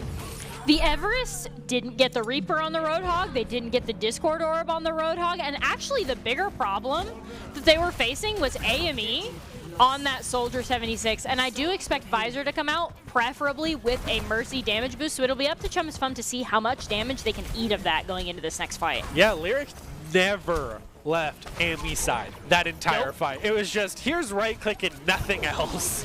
And it worked out for them. The card's being moved, and they have 4:45 on the clock, as even Gambler's getting aggressive here as the Roadhog. And oh my gosh. 25, 17 health survives. Everett's just not being able to get that final elimination. Self-destruct able to pick him up. Just too fat to hide around the corner, I guess, as KJ takes down AME. Battle Mercy coming out from Lyric, taking down Diamond Dog. Went for the res, got denied by KJ. And Everest finally win a team fight. It feels like that res was more of like a, I'm going to reset and I want them to hit me, so I'm going to try to res, because there's no way Lyric thought they could do that. They were in the middle of the entire enemy team there. And we do see it's Gambler going back to the point, and we also have Bonesaw with that Bob, so they could launch that onto KJ and Diamond Dog in the back and tell him good luck. I mean, it's a strategy. It could definitely work, but they'll have to deal with the death boss first. As both supports get taken down by Panda Squad. Good target prioritization. Also taking down the tank. 2 DPS left. Chumba's Bum takes down AME, looking to take down Bonesaw, but Bob is there to save the day, and not really do that much, but that's another reset. And that fight, we saw the Everests counter the Roadhog really, really nicely. They got the Reaper right on him with the Discord Orb. And after the Death Blossom and both supports down, the Everests just took that fight. With this next fight, can't really tell what's going on. Avian's going to duplicate Roadhog and maybe get some eliminations here. Panda Squad is going in with that Reaper, trying to get as much damage as they possibly can. This fight is just going in that corner. Hook comes out from both teams. Avian's going to get the elimination on its Gambler, which is really, really big. They need to try to deny that Mercy Res. They were unable to hard commit. Good job, Lyric.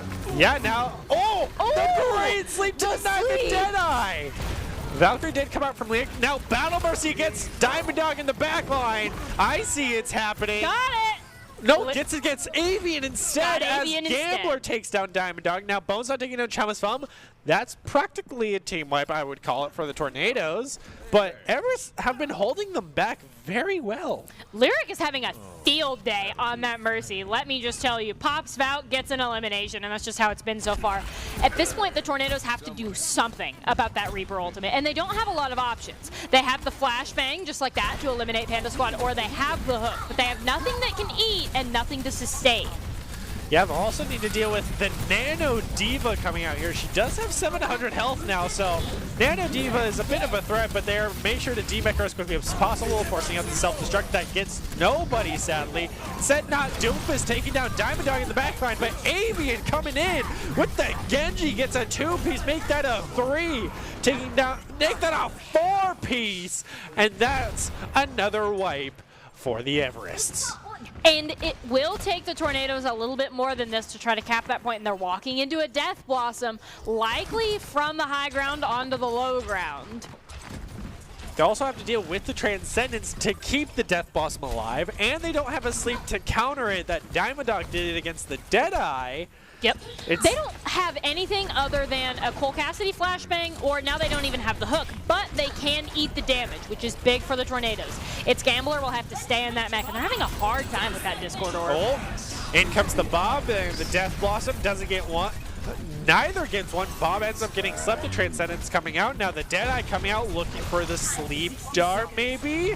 Instead, Bonesaw will get the Dynamite elimination against Avian as first blood of this team fight. Hey, the Valkyrie coming out from Lyric. The Damage Mercy going up against Panda Squad, dropping him down to 30 HP, is going to get healed up ever so slightly by his teammates, but the melee against Diamond Dog. Lyric, you are the best. Mercy, I love you, as KJ finally takes him down, but not Doomfist. Bones are going to get the refrags on to the Reaper and the Zenyatta as Avian takes down Bones up, but Gambler and AME are there to finish them off and finally get the checkpoint. The Tornadoes do have a push. Avian has Blade, so it's unlikely they'll win the next fight unless they get a Cole Cassidy flashbang. But that Genji will also probably be sent in with an orb, so it'll take just a little bit more than that to eliminate him if he dives in. But now Bonesaw on the Bastion, which could be a little bit of a game changer. Bastion is really kind of the go-to for this final checkpoint, but up against Chama's Thumb. I would really like to see Bonesaw on the Bastion flank.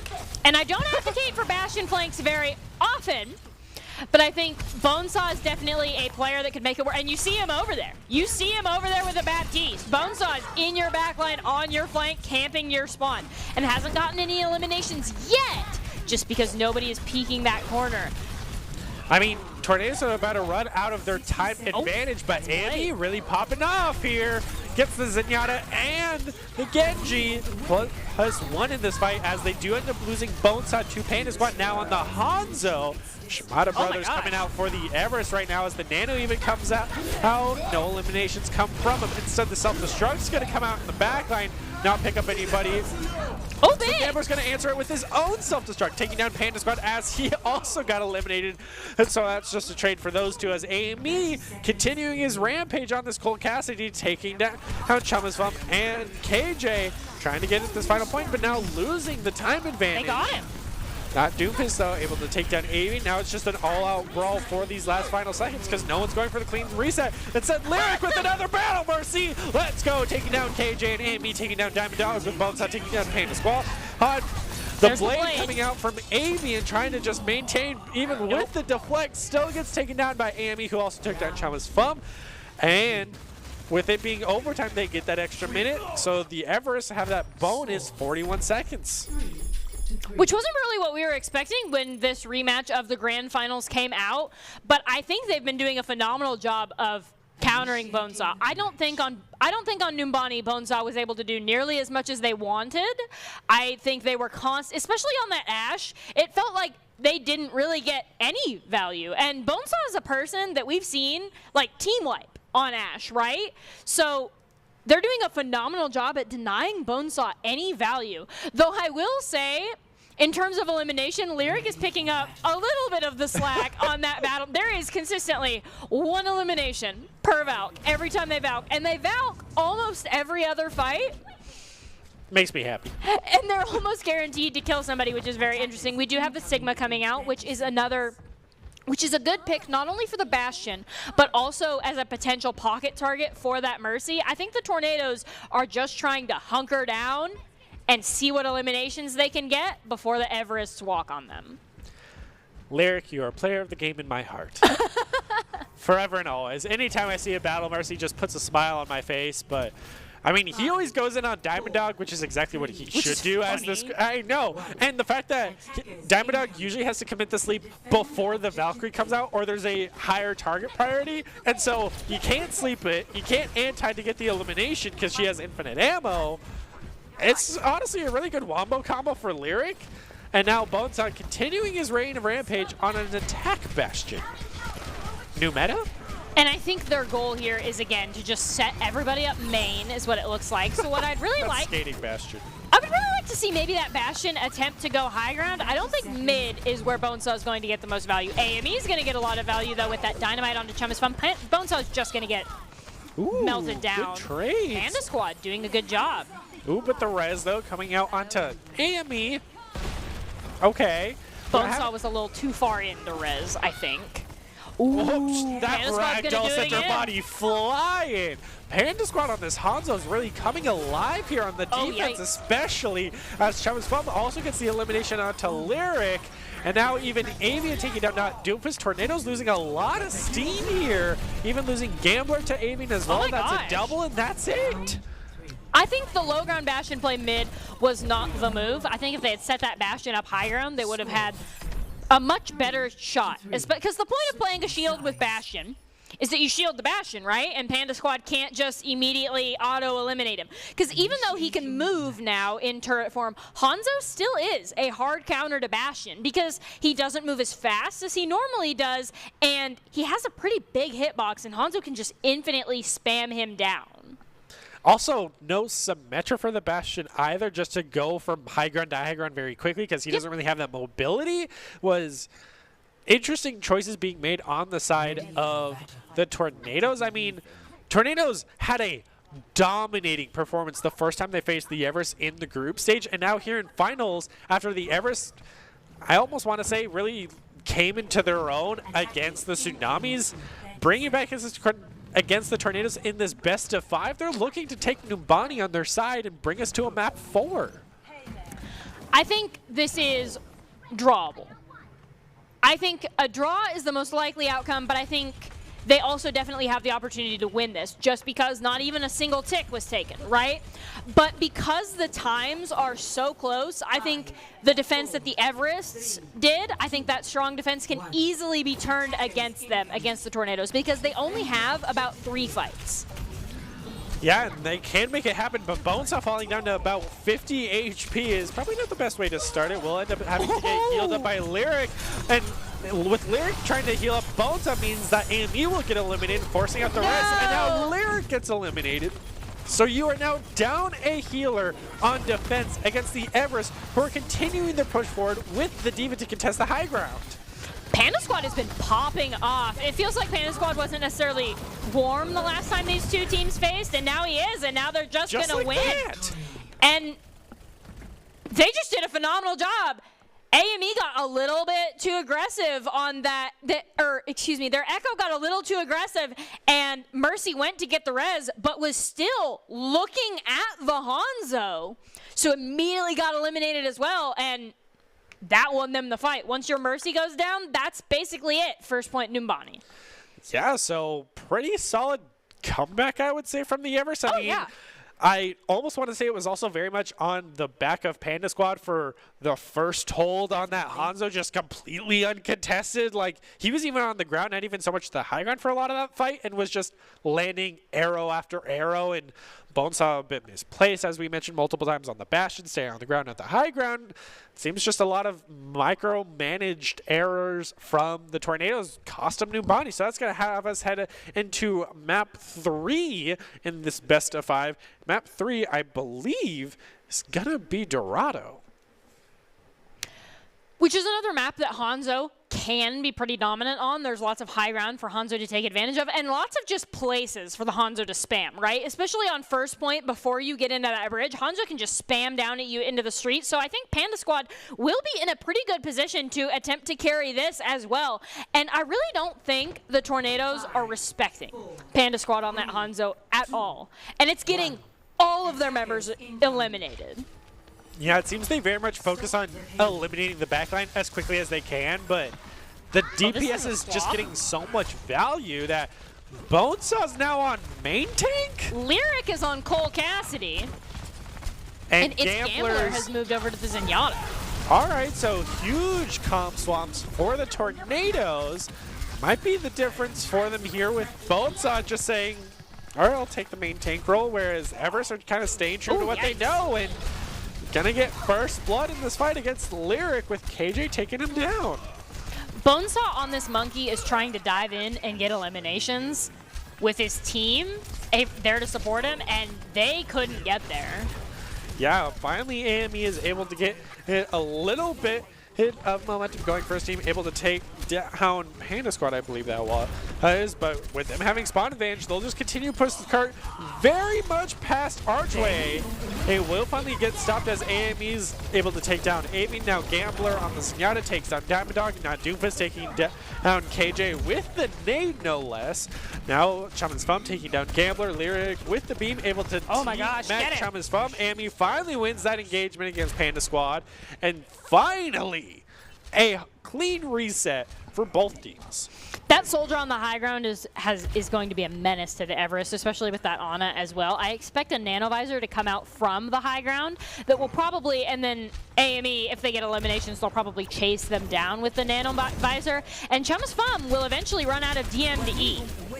No, it's on the monkey, who immediately gets slept and woken up, and so he gets the elimination against a Diamond Dog, who put him to sleep, so hopefully he wasn't the one to wake him up. So Bonesaw with that nano is also going to get the elimination on to Avian, brings out the Primal Rage to knock the Diva off the edge, who is still in mech, no less, and that's the end of their push. It just cost them a single 2 ults.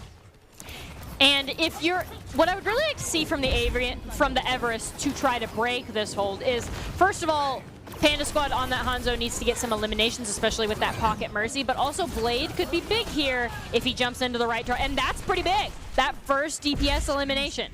For Panda Squad, no less, who's on the Hanzo. I mean, it's his go-to. Now they even have 4 ultimates in their 2-0 kit, so they're going to kick things off with the Dragon Blade coming out from Avian, forcing out the Transcendence from Gambler as well. Now also KJ, he brought out his own Transcendence. Amy has yet to use the Visor, and as soon as Lyric gets the duplicate, brings it out onto the Diva, Double Dragons comes out from Panda Squad, is unable to land onto anyone. Instead, he's going to get taken down by Bonesaw. As Diamond Dog comes in with the Res, who is quickly eliminated by Lyric with the Diva Bomb. Amy's still holding on to the Visor. Still.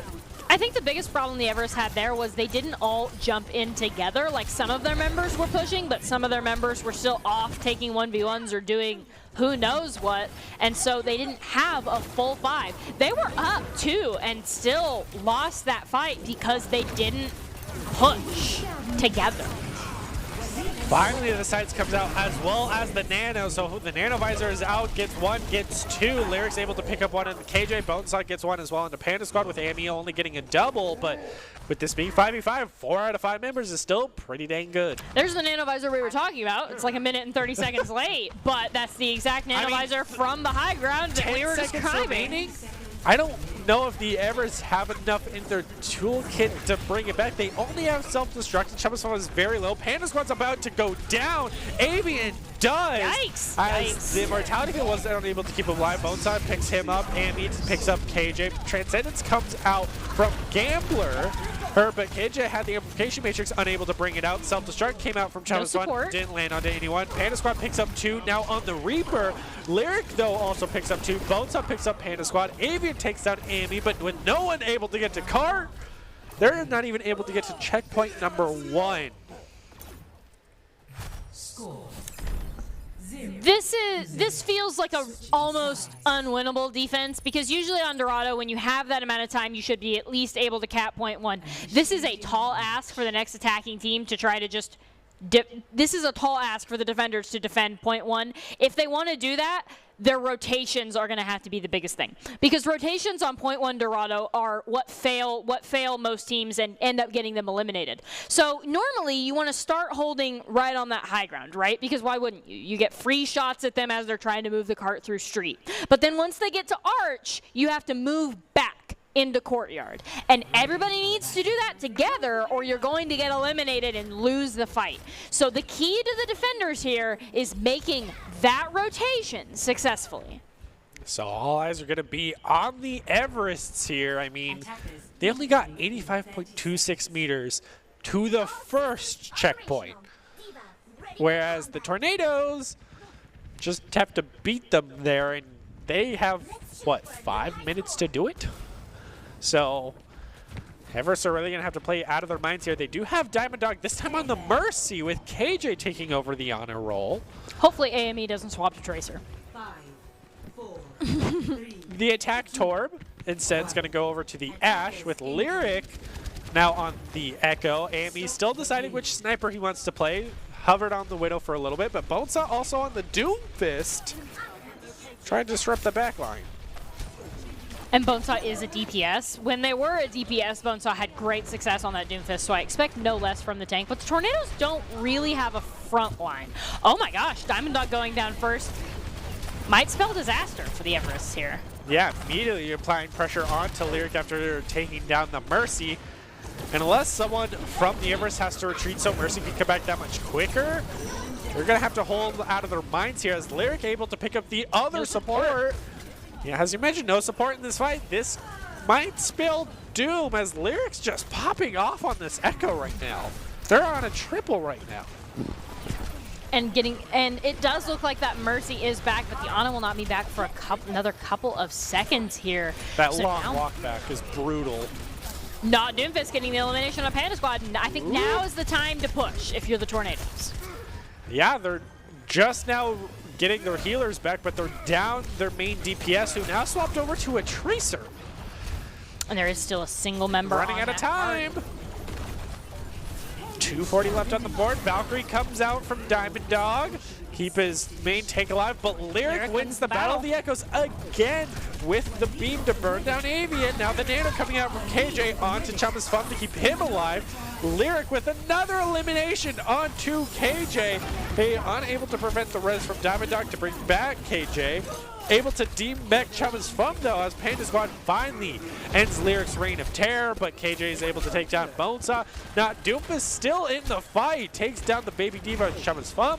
AME just kind of chilling in the corner with a nice shot from that Doomfist, takes down Avian. Now Bob coming in, set up in the backline, trying to push this card the best they can. Lyric gets another elimination against KJ. Bob even picks up one on Diamond Dog. It's just all-out stall for the Everest, even bringing out the self-destruct as AME's on a triple here to take down Chumba's Fun Panda Squad. That might be the end of it, with Avian being the last remaining member, even bringing out the Transcendence. Tornadoes take Dorado.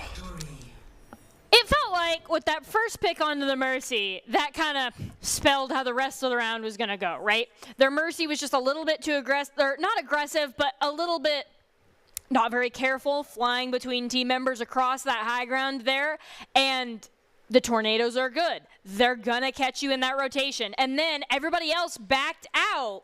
But KJ couldn't get out fast enough just in that rotations like we were talking about. They couldn't rotate to courtyard from high ground fast enough to stay alive. And so Lyric just got both supports. And then at that point, it was just a matter of keeping somebody on the cart while you continued to roll the rest of their team. Yeah, I mean, for that final push, it's without question Lyric was the MVP of that because they practically got every elimination on that Echo, and nobody else on their team was just distracting on the ground. I mean, they played around their Echo, and that was their win condition, and they took it. So now we're headed to a map 4. It is match point for the Tornadoes to dethrone the Everest as the reigning champs, because the Everest came into this as the underdogs. They did very well on map 1. Map 2, they did just as well, but now into map 3, they took a very hard loss on Dorado. Map 4 being Ilios of Control. Everest, this is where you bring it all out because you're about to lose your crown. It almost feels like, I don't know who to think of the underdogs as, because the Everest lost to the Tornadoes the first time and then are rematching them in the grand finals, but the Everest are also the team that has won every other Esports Tower Rumble. So it's almost like, who's the real underdog here? Like, whose story are we looking for? AME on that Sombra, that's going to be huge. Yeah, looking for first blood, going for a get engaged. Now, newcomer Pando's going to be the main tank for the Tornadoes, swapping out here. No longer Bone Saw's going to be on the side. So Panda Squad's going to take down AME with Avian taking down Lyric. No DPS for the side of the Tornadoes. Pando does get Panda Squad, not Doomfist gets remeked on. Oof. That is a 1-for-1 trade for both of these teams. Still in the fight. Nobody's been able to cap point yet, but you got to think maybe this is going the Everest's way just because they have more members. They've been running away with it so far as Diamond Dog takes down Gambler and continue that push forward. This is where you want to see them start holding them at their spawn, even taking down Chama's Bum, taking down AME on that Sombra. Must have not been invisible. AME is doing a fantastic job at charging this Sombra ult, especially because they got eliminated first. 81%, that's huge for a first fight, especially because her ult now takes longer to charge, and so it's harder to do things like this. Yeah, now looking for this next team fight, able to pick up the main tank. Pando goes down. That's what happens when you bring a Winston into a Reaper for sure, but Lyric's trying to bring the fight back to the point to give his team some space. Does have the pulse mode to try to pick up at least one elimination. And I mean, it's 3 ults to 3 ults right now. 4th coming online for both sides. Tornadoes have all 5 built up. So I understand why they're on the monkey. I think that maybe a swap to Ball or Diva might be beneficial just because Avian's been catching them out. But you know, it doesn't really matter because the Tornadoes are up 3, one of which is Avian on that Reaper. So Panda is now uncontested. Tornadoes entering that fight with the Coalescence really paid off for them. I mean, they had to commit 3 ults to win a single team fight and get control of the point. It cost them 61% though. Everest have a nice little breathing room here. And the Everest, I will say, they have 6 ultimates, so now the challenge is not to use them all at once. That's 2, that's 3. Trying to match what the side of the Tornadoes have as Pando brings out the Primal Rage. Teleports back, just barely. Play of the game right there, if you ask me, keeping himself alive. But point will finally go over to the Everest after committing exactly 3 ults. New meta of Overwatch 2, commit 3 ults, win team fight. They did save the Blade and they did save the Bomb, which is what which is good.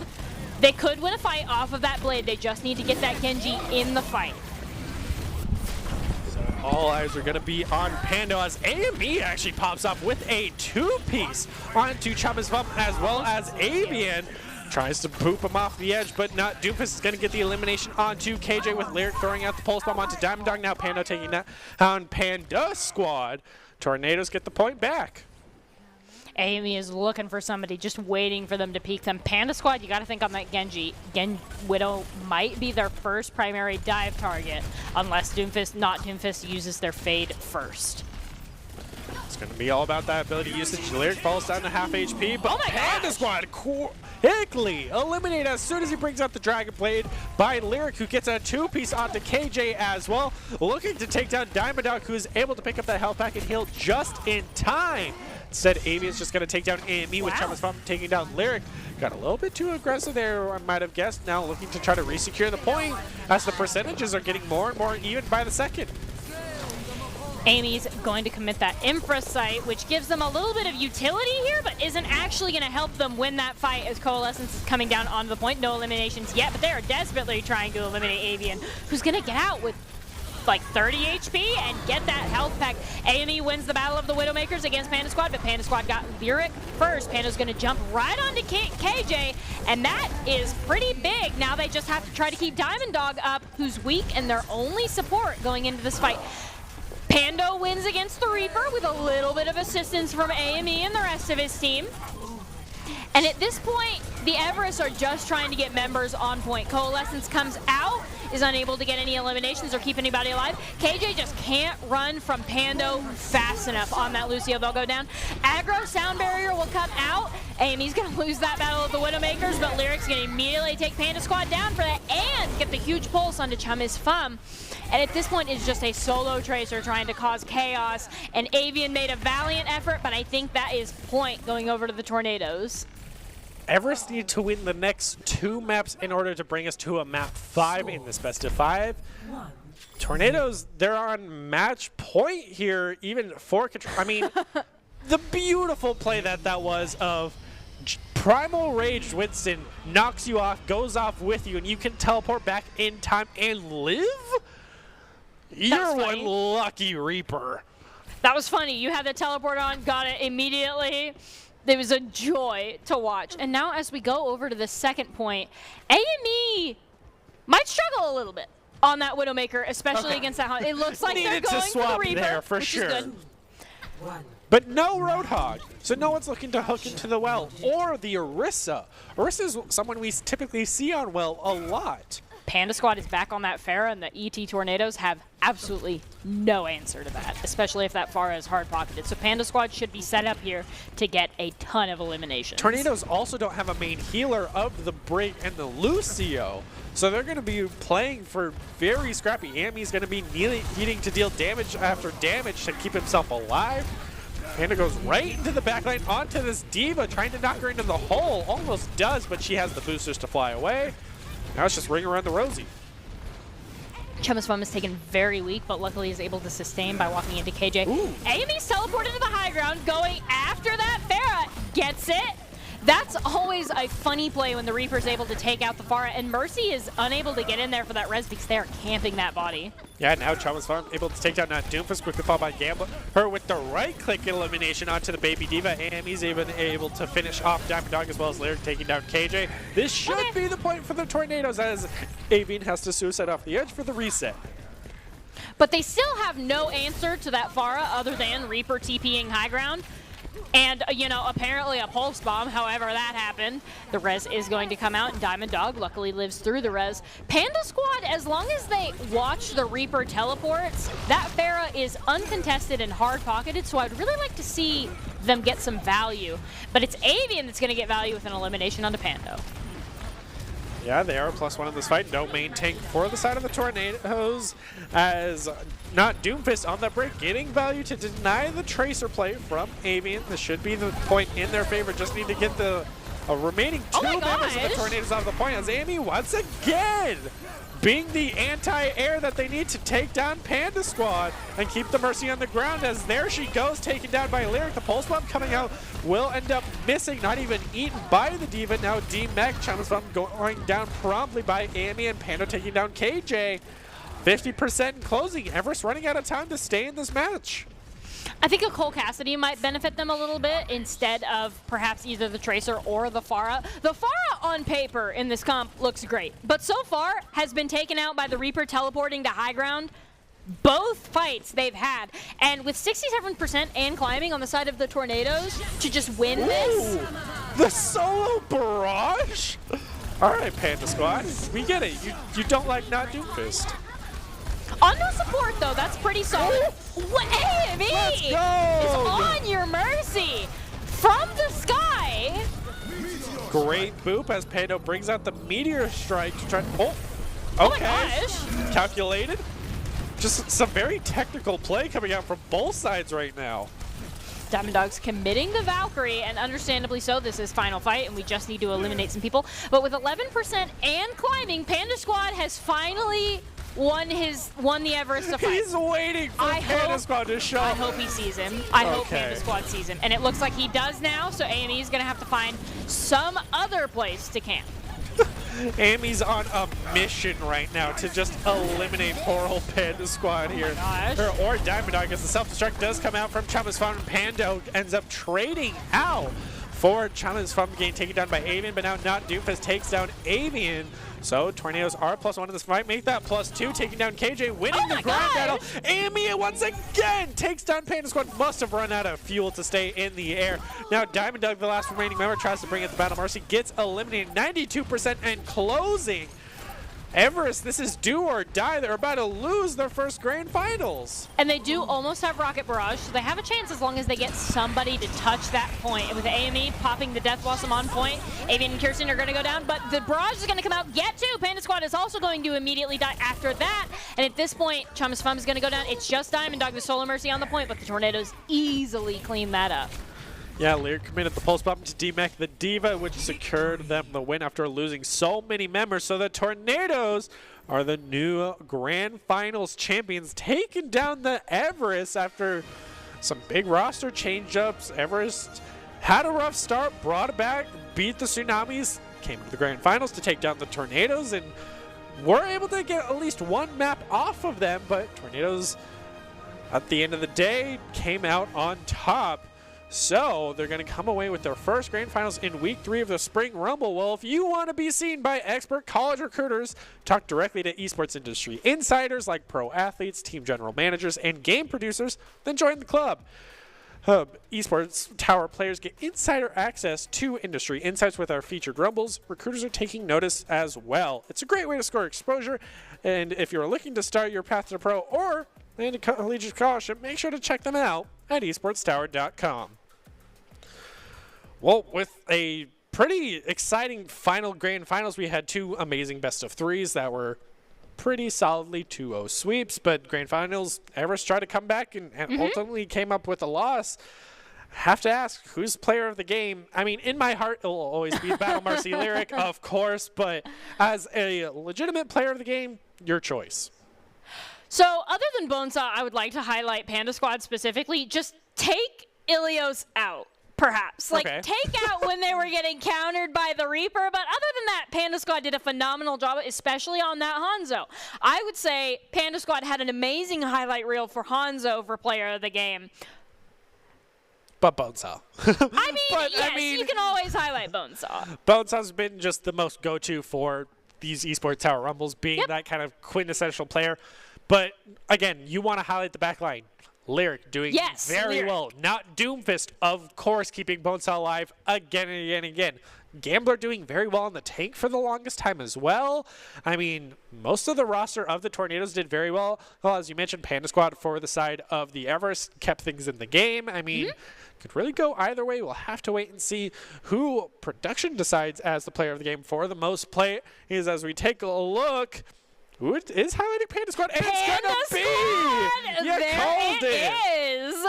We got it. I mean, they opened up with the Symmetra and just really carried the Everest through a lot of these team fights, being that quintessential DPS. But, of course, we want to highlight Avian as well, just being that secondary, playing the Bastion again and again and again, showing us a lot of those new abilities and what they look like. But Panda Squad is going to be the player of the game, brought to you by the Idaho Central Credit Union, who believes a great player makes a team more successful, just like Idaho Central's helping members achieve financial success. Panda Squad 7 is going to be the Idaho Central Credit Union player of the game. And as you can see from these Pharah plays, this is not like a bad Pharah that was getting hard countered by a Reaper. They were doing a fantastic job. Their rockets were accurate. They were they were constantly assaulting the ground troops, and even with this blade here, they get the double kill. It didn't really matter who Panda Squad was on. I mean, I think they got the biggest value on Hanzo, because that's when they were truly the most oppressive and uncounterable. But I think no matter what hero you gave them, they did a phenomenal job. All right, well, as we get ready to close out our Week 3 Spring Rumble, any big takeaways as we've seen kind of this new Overwatch 2 blooming brawl meta? Doomfist is interesting because Doomfist doesn't provide really like anything for the front line at all. Like he's a tank now and that helps him live longer. But like Diva can somewhat protect her team. Monkey can somewhat protect her team. Doomfist can't do any of that, and so it feels like even though he switched over to the tank role, your worth as a Doomfist player is still kind of determined by how many eliminations you can get and how much disruption you can do.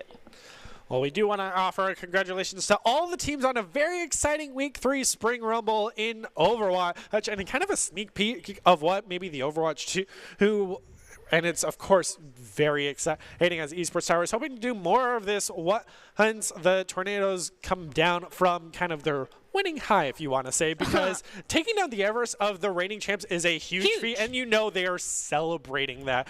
So huge congratulations all around, but you know their rivalry is brewing now, especially with how many of their players swapped. They're going to come back with a vengeance. So you'll have to wait and stay tuned for next week, Tuesday, 6 p.m. EST, for our Week 4 of the Overwatch Spring Rumble. But we're going to close tonight out with the top 5 plays presented by the Idaho Army National Guard, who invites you to take your impressive critical thinking skills into real time with more than 10 jobs, offering a $20,000 sign-on bonus. They're the best team to join out there. And make sure to reach out to them on Twitch at iGuard Gaming, and have a good night.